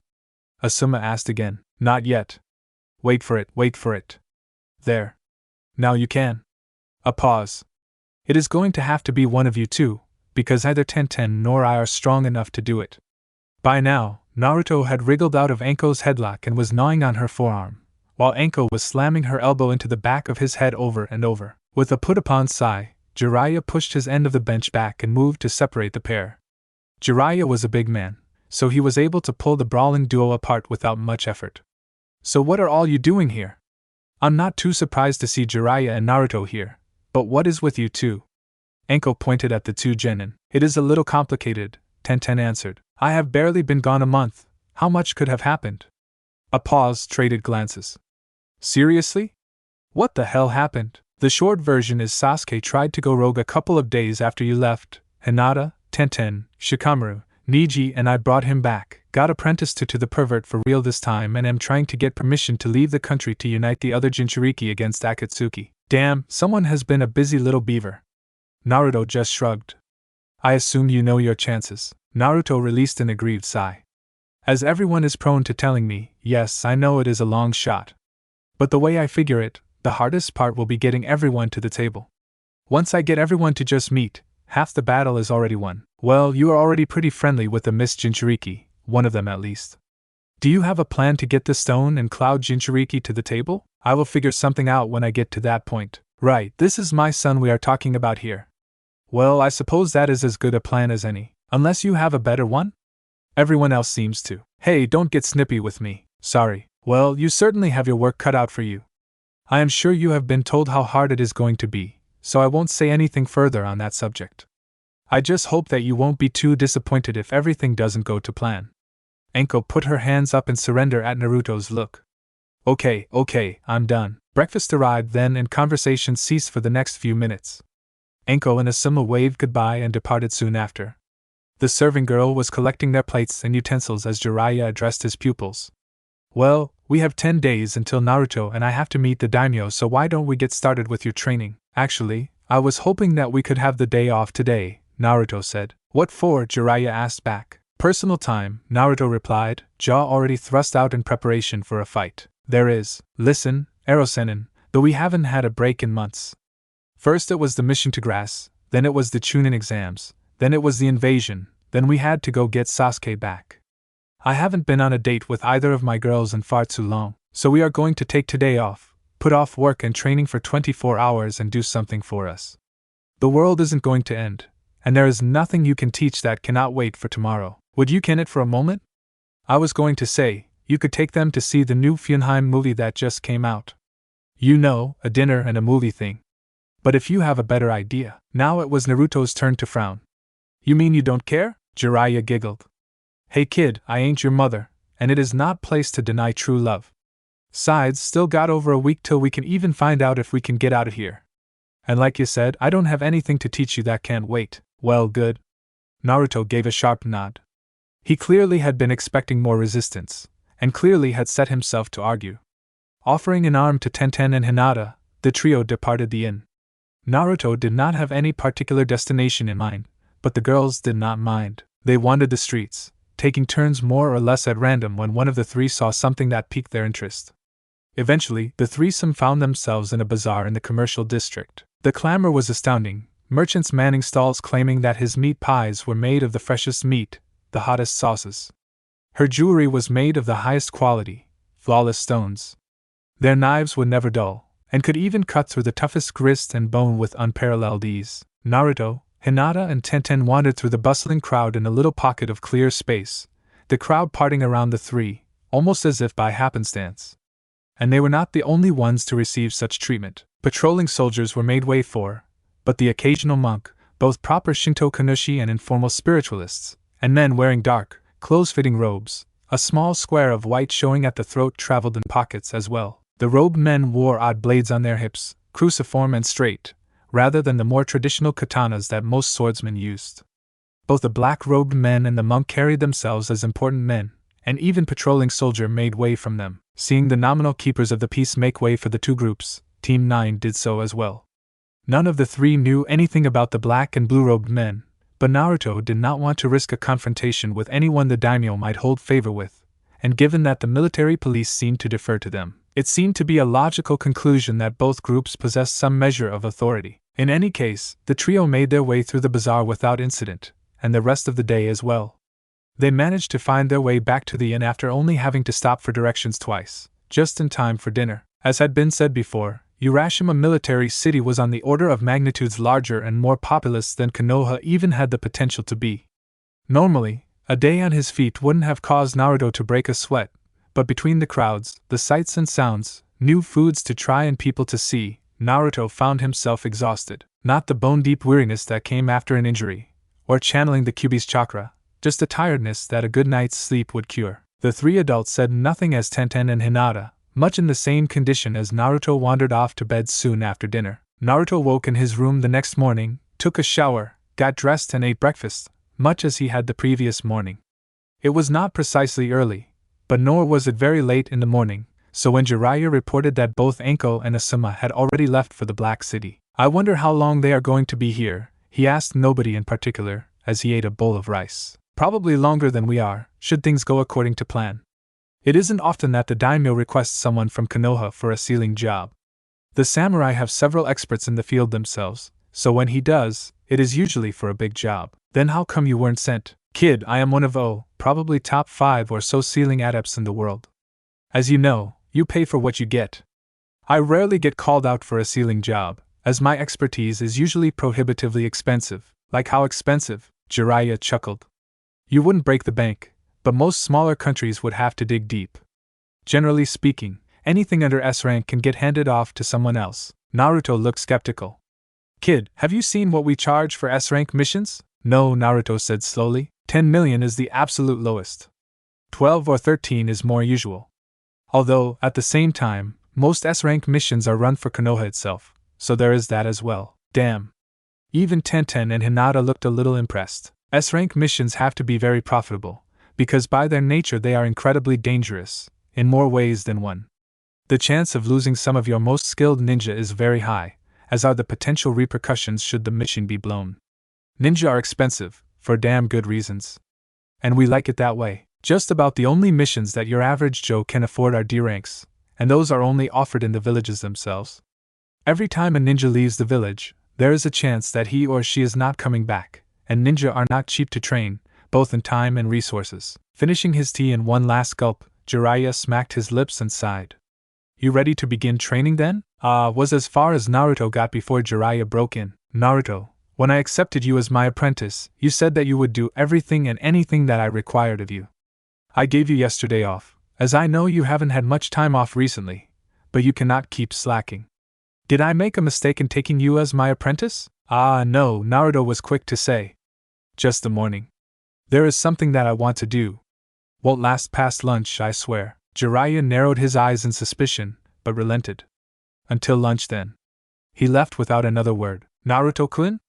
Hinata asked, speaking for the first time since she and Tenten had come down to the common room. "Don't worry. He'll be fine." "Probably. If you say so," Tenten replied, suppressing a smile. "So what is it you wanted to do?" "Wait until we get to my room." "Your room? You aren't planning anything perverted, are you?" Tenten said. "Because you know that nooners aren't healthy," Hinata innocently. "Arg, I am not taking you two up," he paused, peering at the two suspiciously. "Who said nooners aren't healthy?" "People," the pair chorused. "You two are spending way too much time together."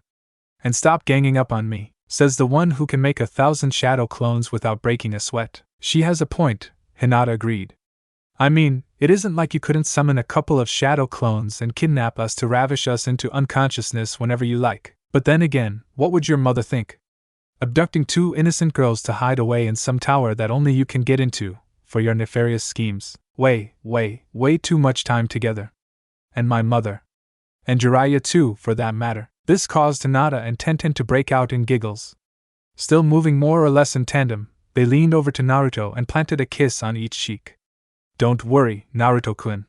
We know you wouldn't do anything to hurt us, unless we wanted you to. Naruto just let his head fall to his crossed arms. Sitting back up suddenly, he summoned a shadow clone and threw Hinata and Tenten over a shoulder, hurrying back up the stairs. The common room remained silent for several seconds afterwards.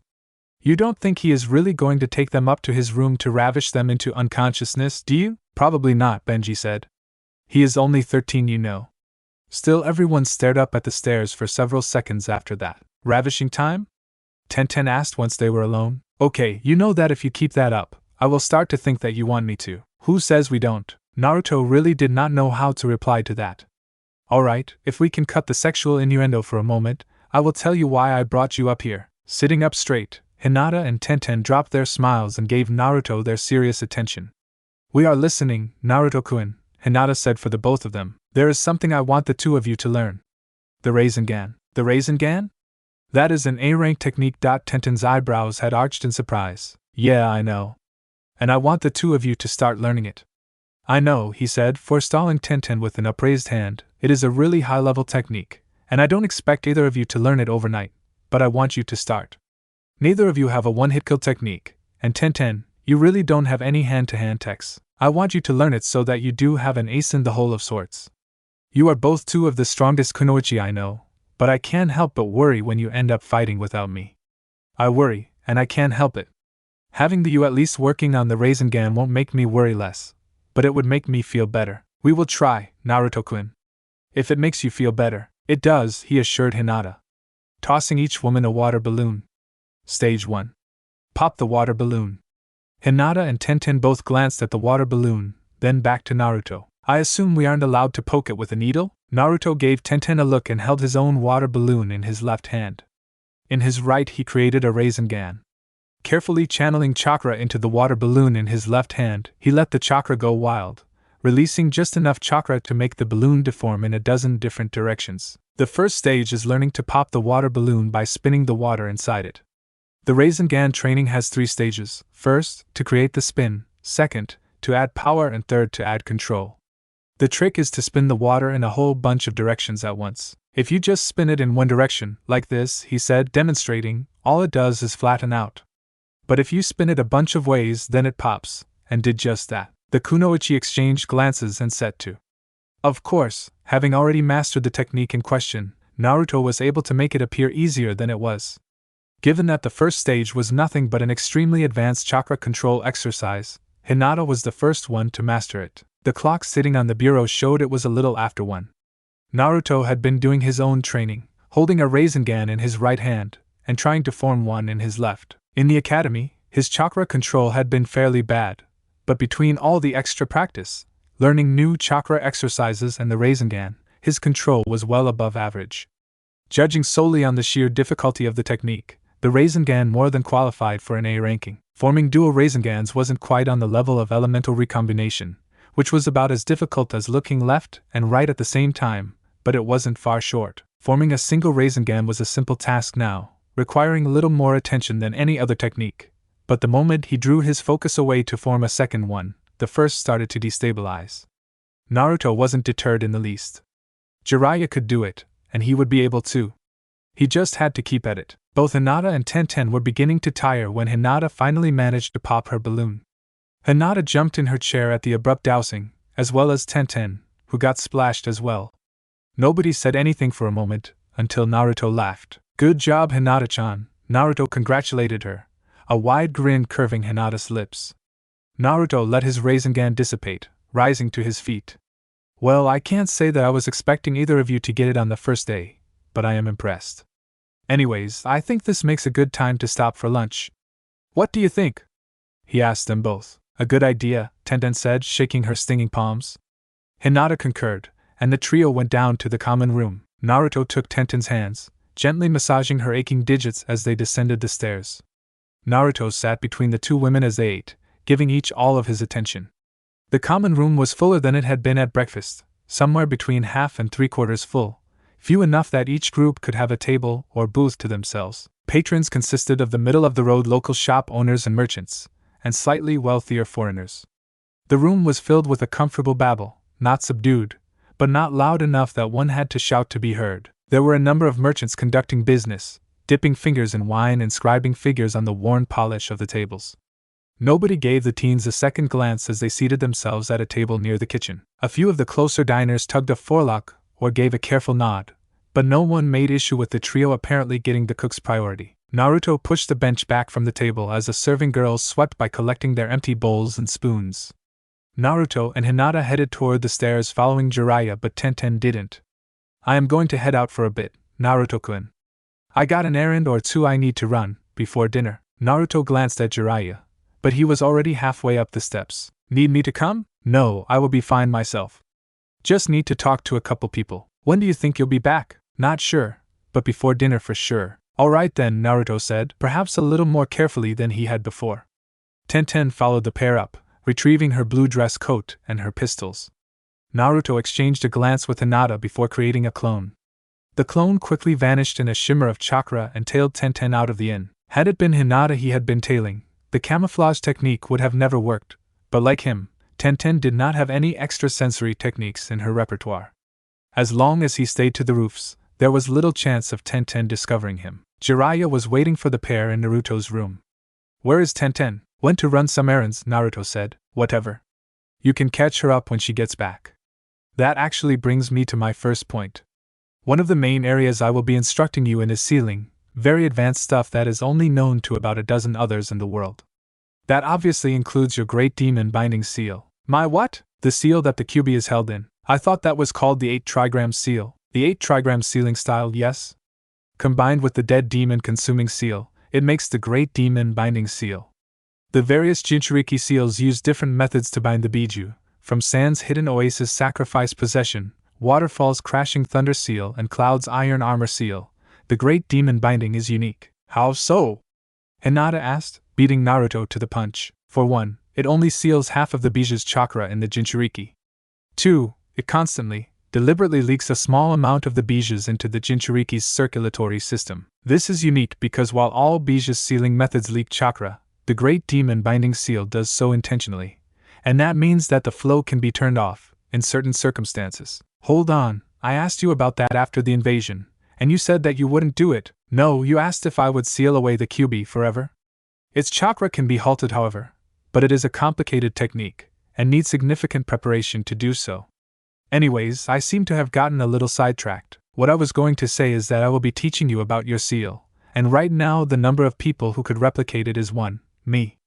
Teaching your women the knowledge necessary to subdue you, should it ever become necessary, would be a good thing. I suppose so, Naruto agreed. No supposition about it. Facts are facts. I am well over the average age for a shinobi. I am old. I am not as fast, or as strong as I once was. When I pass on, you will be the only one with complete knowledge of your seal. Having someone else who can shut you down, if the worst should ever come to pass, is not just a good idea, it is a smart idea. Leaving you with the only one with the key to your seal, so to speak, just invites disaster. So here is what is going to happen. Your women will attend our sealing lessons, even though much of what I am going to be teaching will be over their heads. At the same time, you will begin teaching them the basics. Tenten and Hinata are smart girls. They should be able to pick it up fairly quickly, at least in the beginning. Another reason why I want you to teach them is that you can never truly master anything, be it taijutsu, ninjutsu, or anything else, without teaching it yourself. Teaching makes you go over the basics again, making sure that you have everything exactly right before you pass it on. I see, Jiraiya smirked. Not yet. But you will. The first stop Tenten made was a certain shop in the White City. While firearms were virtually unheard of among ninja, most able to move faster than a bullet, guns were far more dominant among the rest of the world, where the average person couldn't move faster than sight. Nevertheless, firearms were heavily regulated, more so in the capital than other places. So it was not hard to find one of the 2 stores that sold guns and various accessories. Her conversation with the ever-so-helpful corporal had given her several ideas, and not all just about her rifles. Officers seemed to carry their sidearms, some model of revolver, in hip holsters, much like she did. However, she had seen a number of civilians carrying pistols in some sort of shoulder harness. She received several looks as the bell over the door rang, announcing her entrance into what would have been a weapons store in Konoha. Of course, as UMC was not a shinobi town, The selection was limited to various types of hunting knives and firearms. Tenten paused just inside the door, sweeping her gaze across the store and its patrons. "Is there something I can help you with, Sergeant?" The man standing behind the glass-paned counter was not what most would expect out of the proprietor of a gun shop. Gangly was the word that came to mind when Tenten examined the owner. 5'10" or so, he looked to be maybe 120 pounds. His arms hung at his sides, slightly bowed, skin drawn tightly enough over his wrists, and hands that the bones stuck out in knobs. Blue veins bulged over the back of his hands, long fingers looking more appropriate on a pianist. "Yes, actually, I believe you can." Drawing one of her larger pistols from the holster, she laid it and her rifle down on the counter. "I am looking to upgrade." The owner glanced down at the guns. "Yes, I would imagine so. Do you have anything particular in mind? Do you sell Model 73 repeating rifles and Moses Brothers self-defense engine Frontier Model BS?" A slight smile. "Yes, I do. If you will give me just a moment?" The proprietor gave a shallow bow and stepped into a rear room. He reemerged just a minute later, carrying a rifle. He handed it to Tenten. She hefted the weapon, noting that it weighed a good bit less than the ones she was using. Snugging the butt tight against her shoulder, she peered down the barrel. It was lighter than her current rifles, and quite a bit shorter. Graduated rear sights, accurate to about 2,000 yards, uses 38 to 40 caliber ammunition. Lever action, 15-round tube mag. Tenten set the rifle down and accepted the pistol. Muzzle heavy, she noted, a bit, because of the long barrel. Uses 38 to 40 calories ammo as well, making them interchangeable with the rifles. Tenten nodded and broke the gun. 5-round cylinder mag. "I can sell you speed loaders for it, if you want." "I would." She took off her belt and slipped the pistol holster off. Holsters come with the gun. "Would you like shoulder or hip rigs?" "Shoulder." "Can I get one with 2 holsters, like one under each arm?" "Sure thing." "Anything else I can help you with?" "What kind of customization do you do?" "Well, just the standard stuff, scoping, changing the caliber, trigger tuning, that kind of thing." "What do you want done? Can you inlay a pair of electrum plates here and here?" she asked, describing the area of the frame where the hands held the rifle. "And on the inside of the muzzle?" The owner paused and considered her request. "Electrum? That is that chakra metal stuff, right?" Tenten nodded. "How long you planning to be in town?" "Another week, at least. Give me 2 or 3 days, and I have it done. May take me some time to find someone who carries electrum, but I can do it." "Good. I want 2 of the 73s and Frontier Model BS each." "Very well. I will send someone to let you know when they are ready. I am staying at the Flame of the West, up by the Black City." "Yes, I know of it." "Who should I ask for?" "Higurashi Tenten." "Very well, Sergeant Higurashi." Tenten collected her equipment and left. Hoisting her rifle higher up on her shoulder, she set out to the Black City. It had been a while since she had gotten some real target practice in, and now was a good opportunity to rectify that. Naruto had long passed worried as the sun set behind the high walls of the city. Tenten had set out hours ago, and should have been back well before now. He supposed that she just could have gotten caught up in something, but he didn't know, and that had him worried. His shadow clone had somehow been discovered up on the roofs tailing Tenten rather quickly, and dispersed in the resulting tussle. He had noted that his shadow clones seemed to have judgment and self-control issues, and this was one hell of a time for their belligerence to crop up. Had he been anywhere other than Hiroshima Military City, he would have blitzed the area with shadow clones until she turned up, but that was not allowed. Jiraiya had never said what the punishment for breaking cover, as it were, but swarming the city with 5,000 copies of himself was liable to cause some issues with the authorities. Benji the innkeeper sent several of his runner boys out to see if they couldn't find word of her. Jiraiya did the same, contacting his informants within the civilian and military police to see if anyone had reported any disturbances within the city. Tenten was no slouch when it came to close-quarters combat, but at the same time, it was far from her strong suit. Given her ties to Naruto, it was possible that she had been kidnapped, but by Akatsuki or some other agency. At this point didn't matter. Unfortunately, had she been kidnapped, Akatsuki was the likeliest suspect, as Naruto had not had the time to make many enemies outside of Konoha. Such worrying proved to be unwarranted, however. "You mean she is in here?" Naruto asked several hours after dark had fallen. "Yeah. But don't worry, it shouldn't be too difficult to get her out. Still, what is she doing here in the first place?" "Naruto does have a point," Hinata added. "It isn't like her to do anything that would get her brought here." "I am sure she has a good explanation for it," Jiraiya said. Neither Naruto or Hinata said anything as they waited in the lobby for Jiraiya to return with the third member of their team. Naruto enfolded Tenten in a hug when she passed through the glass-paned double doors, looking a little more worn than she had when he had last seen her. She had a swollen lip and her hair was down. He waited until she pulled back before asking the question that was on everyone's minds. "What in the world did you do to get thrown in jail?" "Not my fault," she protested immediately. "It was that sergeant that started the whole damn thing." Naruto cocked an eyebrow. "Bastard insulted my guns." Naruto nodded sagely, face carefully neutral as they walked out the jail, an arm thrown across Tenten's shoulders. "And he so had it coming. I mean, he accused me of cheating." "Well, we are ninja," Hinata pointed out. "That doesn't mean that he can be crappy shot and then blame it on me." "Okay, I think this needs some background. The desk sergeant said you got into a brawl with a squad of MPs, Jiraiya said. It wasn't like I knew they were MPs, Tenten muttered, crossing her arms under her breasts. "Why don't you start from the beginning?" Naruto asked. "Fine," she huffed. "I was at a firing range in the Black City, doing some target practice, since I haven't really done any in a while, and this asshole basically picks a fight with me. He keeps running his mouth, so I challenge him to a shooting contest. I won, of course, but he says I cheated. So I hit him." "Just like that, you hit him?" Tenten blushed. "Well, I got mad and said that just because he had brains the size of his balls didn't mean that everyone else did, and that everyone else was as shitty a shot as he was." Jiraiya whistled. "I am gonna have to remember that one." "That is pretty good. And then?" Naruto asked, grinning. "And then he said that he had better make sure I wasn't a guy pretending to be a girl, and groped me.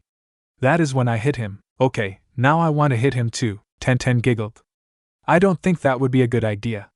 Getting thrown in jail would hardly endear you to the Daimyo." Naruto waved her off. "You kidding? That bastard grabbed your boobs. I am the only one who is allowed to do that." "That's right," she replied with a smirk. Naruto smirked back and tightened his arm around her shoulders, pulling her in for a kiss. "Not in the street," Jiraiya said sternly. "Wait until we get back to the inn before you start any monkey business." "Pa!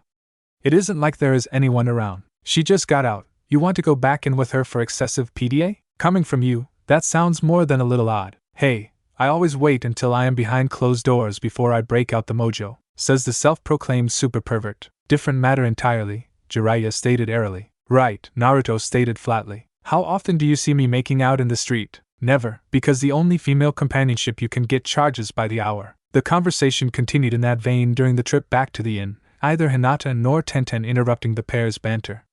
Although, for Hinata, who was on the opposite side of Jiraiya from Naruto, it was spent peeking around the large man at Naruto and Tenten, and thinking. The quartet arrived back at the inn in good time, and headed to their individual rooms, and bed, shortly after.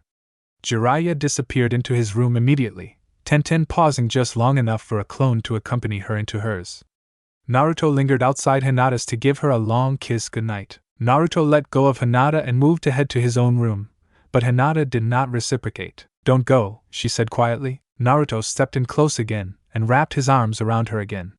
"Are you sure?" Hinata did not say anything back, instead grabbing his shirt with one hand, opening the door with the other, and pulling him inside. Naruto closed the door behind him, and shucked his coat, leaving it on the floor beside Hinata's.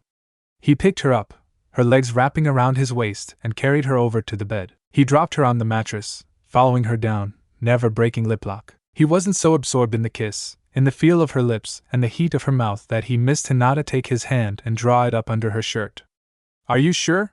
he asked again, through the kiss. "I need my husband now," she muttered back. Naruto paused though.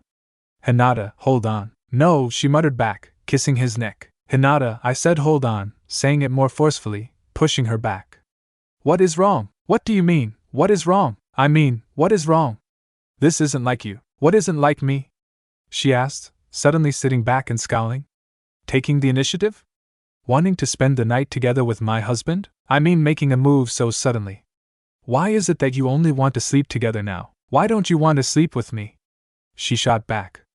"I mean, you have been sharing a bed with Tenten for weeks now." Naruto did not say anything for several seconds, taken back by the apparent anger in Hinata's voice. "Is that what this is? I have been sleeping with Tenten but not you." Hinata said nothing, blushing a little. "You know that she and I aren't sleeping together, right? And how would I know that? It isn't like you tell me what you two do together." Naruto wasn't quite sure what to say to that. I always thought that is how you wanted it. I mean, neither of you seemed particularly interested in what I did with the other. He paused. Do you want me to tell you what I do with Tenten? No, Hinata replied instantly. Well, then I am not sure what to say. What do you want from me? Naruto was honestly confused.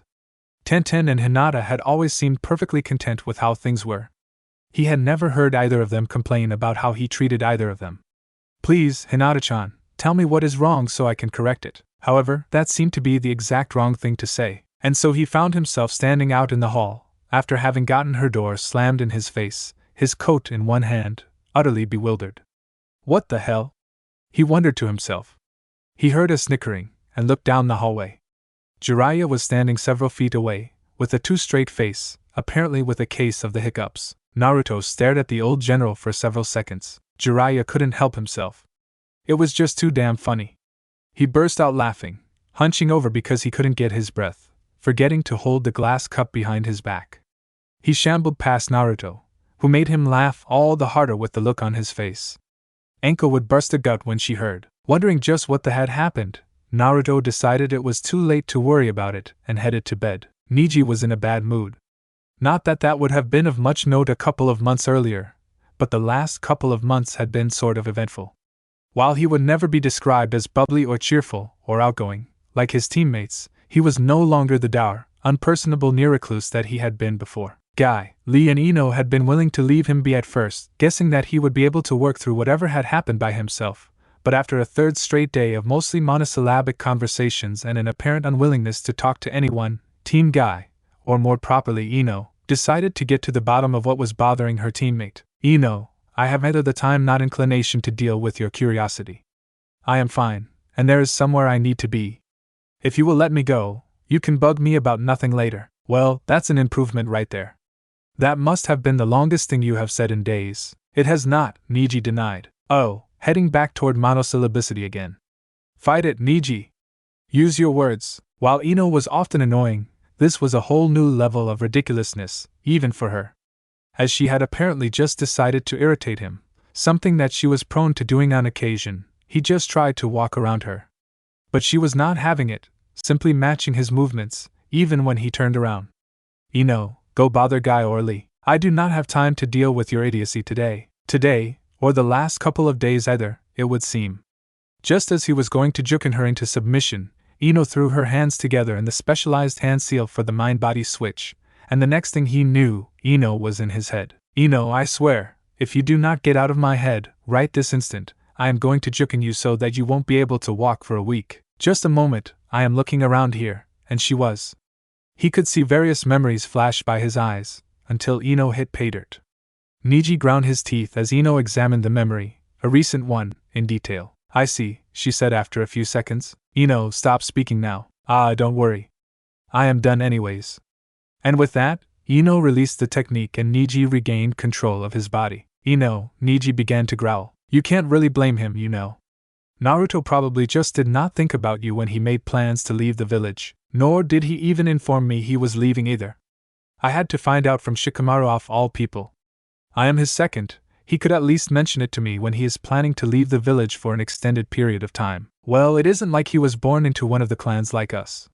He probably still isn't used to thinking in those kinds of terms. Naruto-sama isn't a child. He cannot afford to just forget about things like that. He is the next head of the Hyugas. It is his responsibility to think about those things. Why don't you just send him a letter or something? If I knew where he was, I might. The Hokage is being close-lipped about it. Shikamaru too. Well, I suppose that presents a problem, Ino admitted. Let's go look for Shikamaru. I can probably get Naruto's location out of him. Neji was not given an opportunity to resist, and was nearly frog-marched along Ino to find Shikamaru. Why would Shikamaru know where Naruto is? Naruto is apparently doing something big, and I overheard him and Naruto talking about contacting him. Interesting. And it was. While Naruto rarely did anything small, the fact that the Hokage had apparently set Shikamaru as her and Naruto's go-between was a fact to remember. Shikamaru knew trouble when he saw it. And Ino was always trouble. Had been when they were kids, and in the academy, and still was now they were ninja. The Nara boy made a smart about face on sight of the blonde woman, but not quickly enough to escape her sight. He seriously considered running for it, but she was faster than he was, and it was very difficult to hide from the Byakugan. Sending a quick prayer skyward, he turned to face the pair. "Where is Naruto?" Ino asked without preamble. Shikamaru's mouth was open to tell them he was on the way to see the Hokage, and snapped it shut. While the fact that Naruto was on an extended mission out of the village was no secret, anything more specific was classified on a need-to-know basis. "I can't say," he said. Yeah, I know, his mission is probably classified, but you can at least tell Neji where to find him. He needs to send a letter to Naruto. There are a number of matters that Naruto-sama left unfinished before he departed. I need to contact him regarding several of them," Neji said somewhat stiffly, after Ino elbowed him. "Still sounds weird to hear anyone call Naruto Naruto-sama."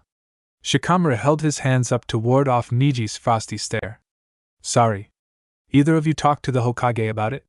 "I really can't say without her permission." "Come on, Shikamaru, and the fact that I don't know where he is either. You could have said I don't know at first. Would you have believed me?" Ino considered that. "Probably not. Well, there you go. Now I gotta go." "Alright.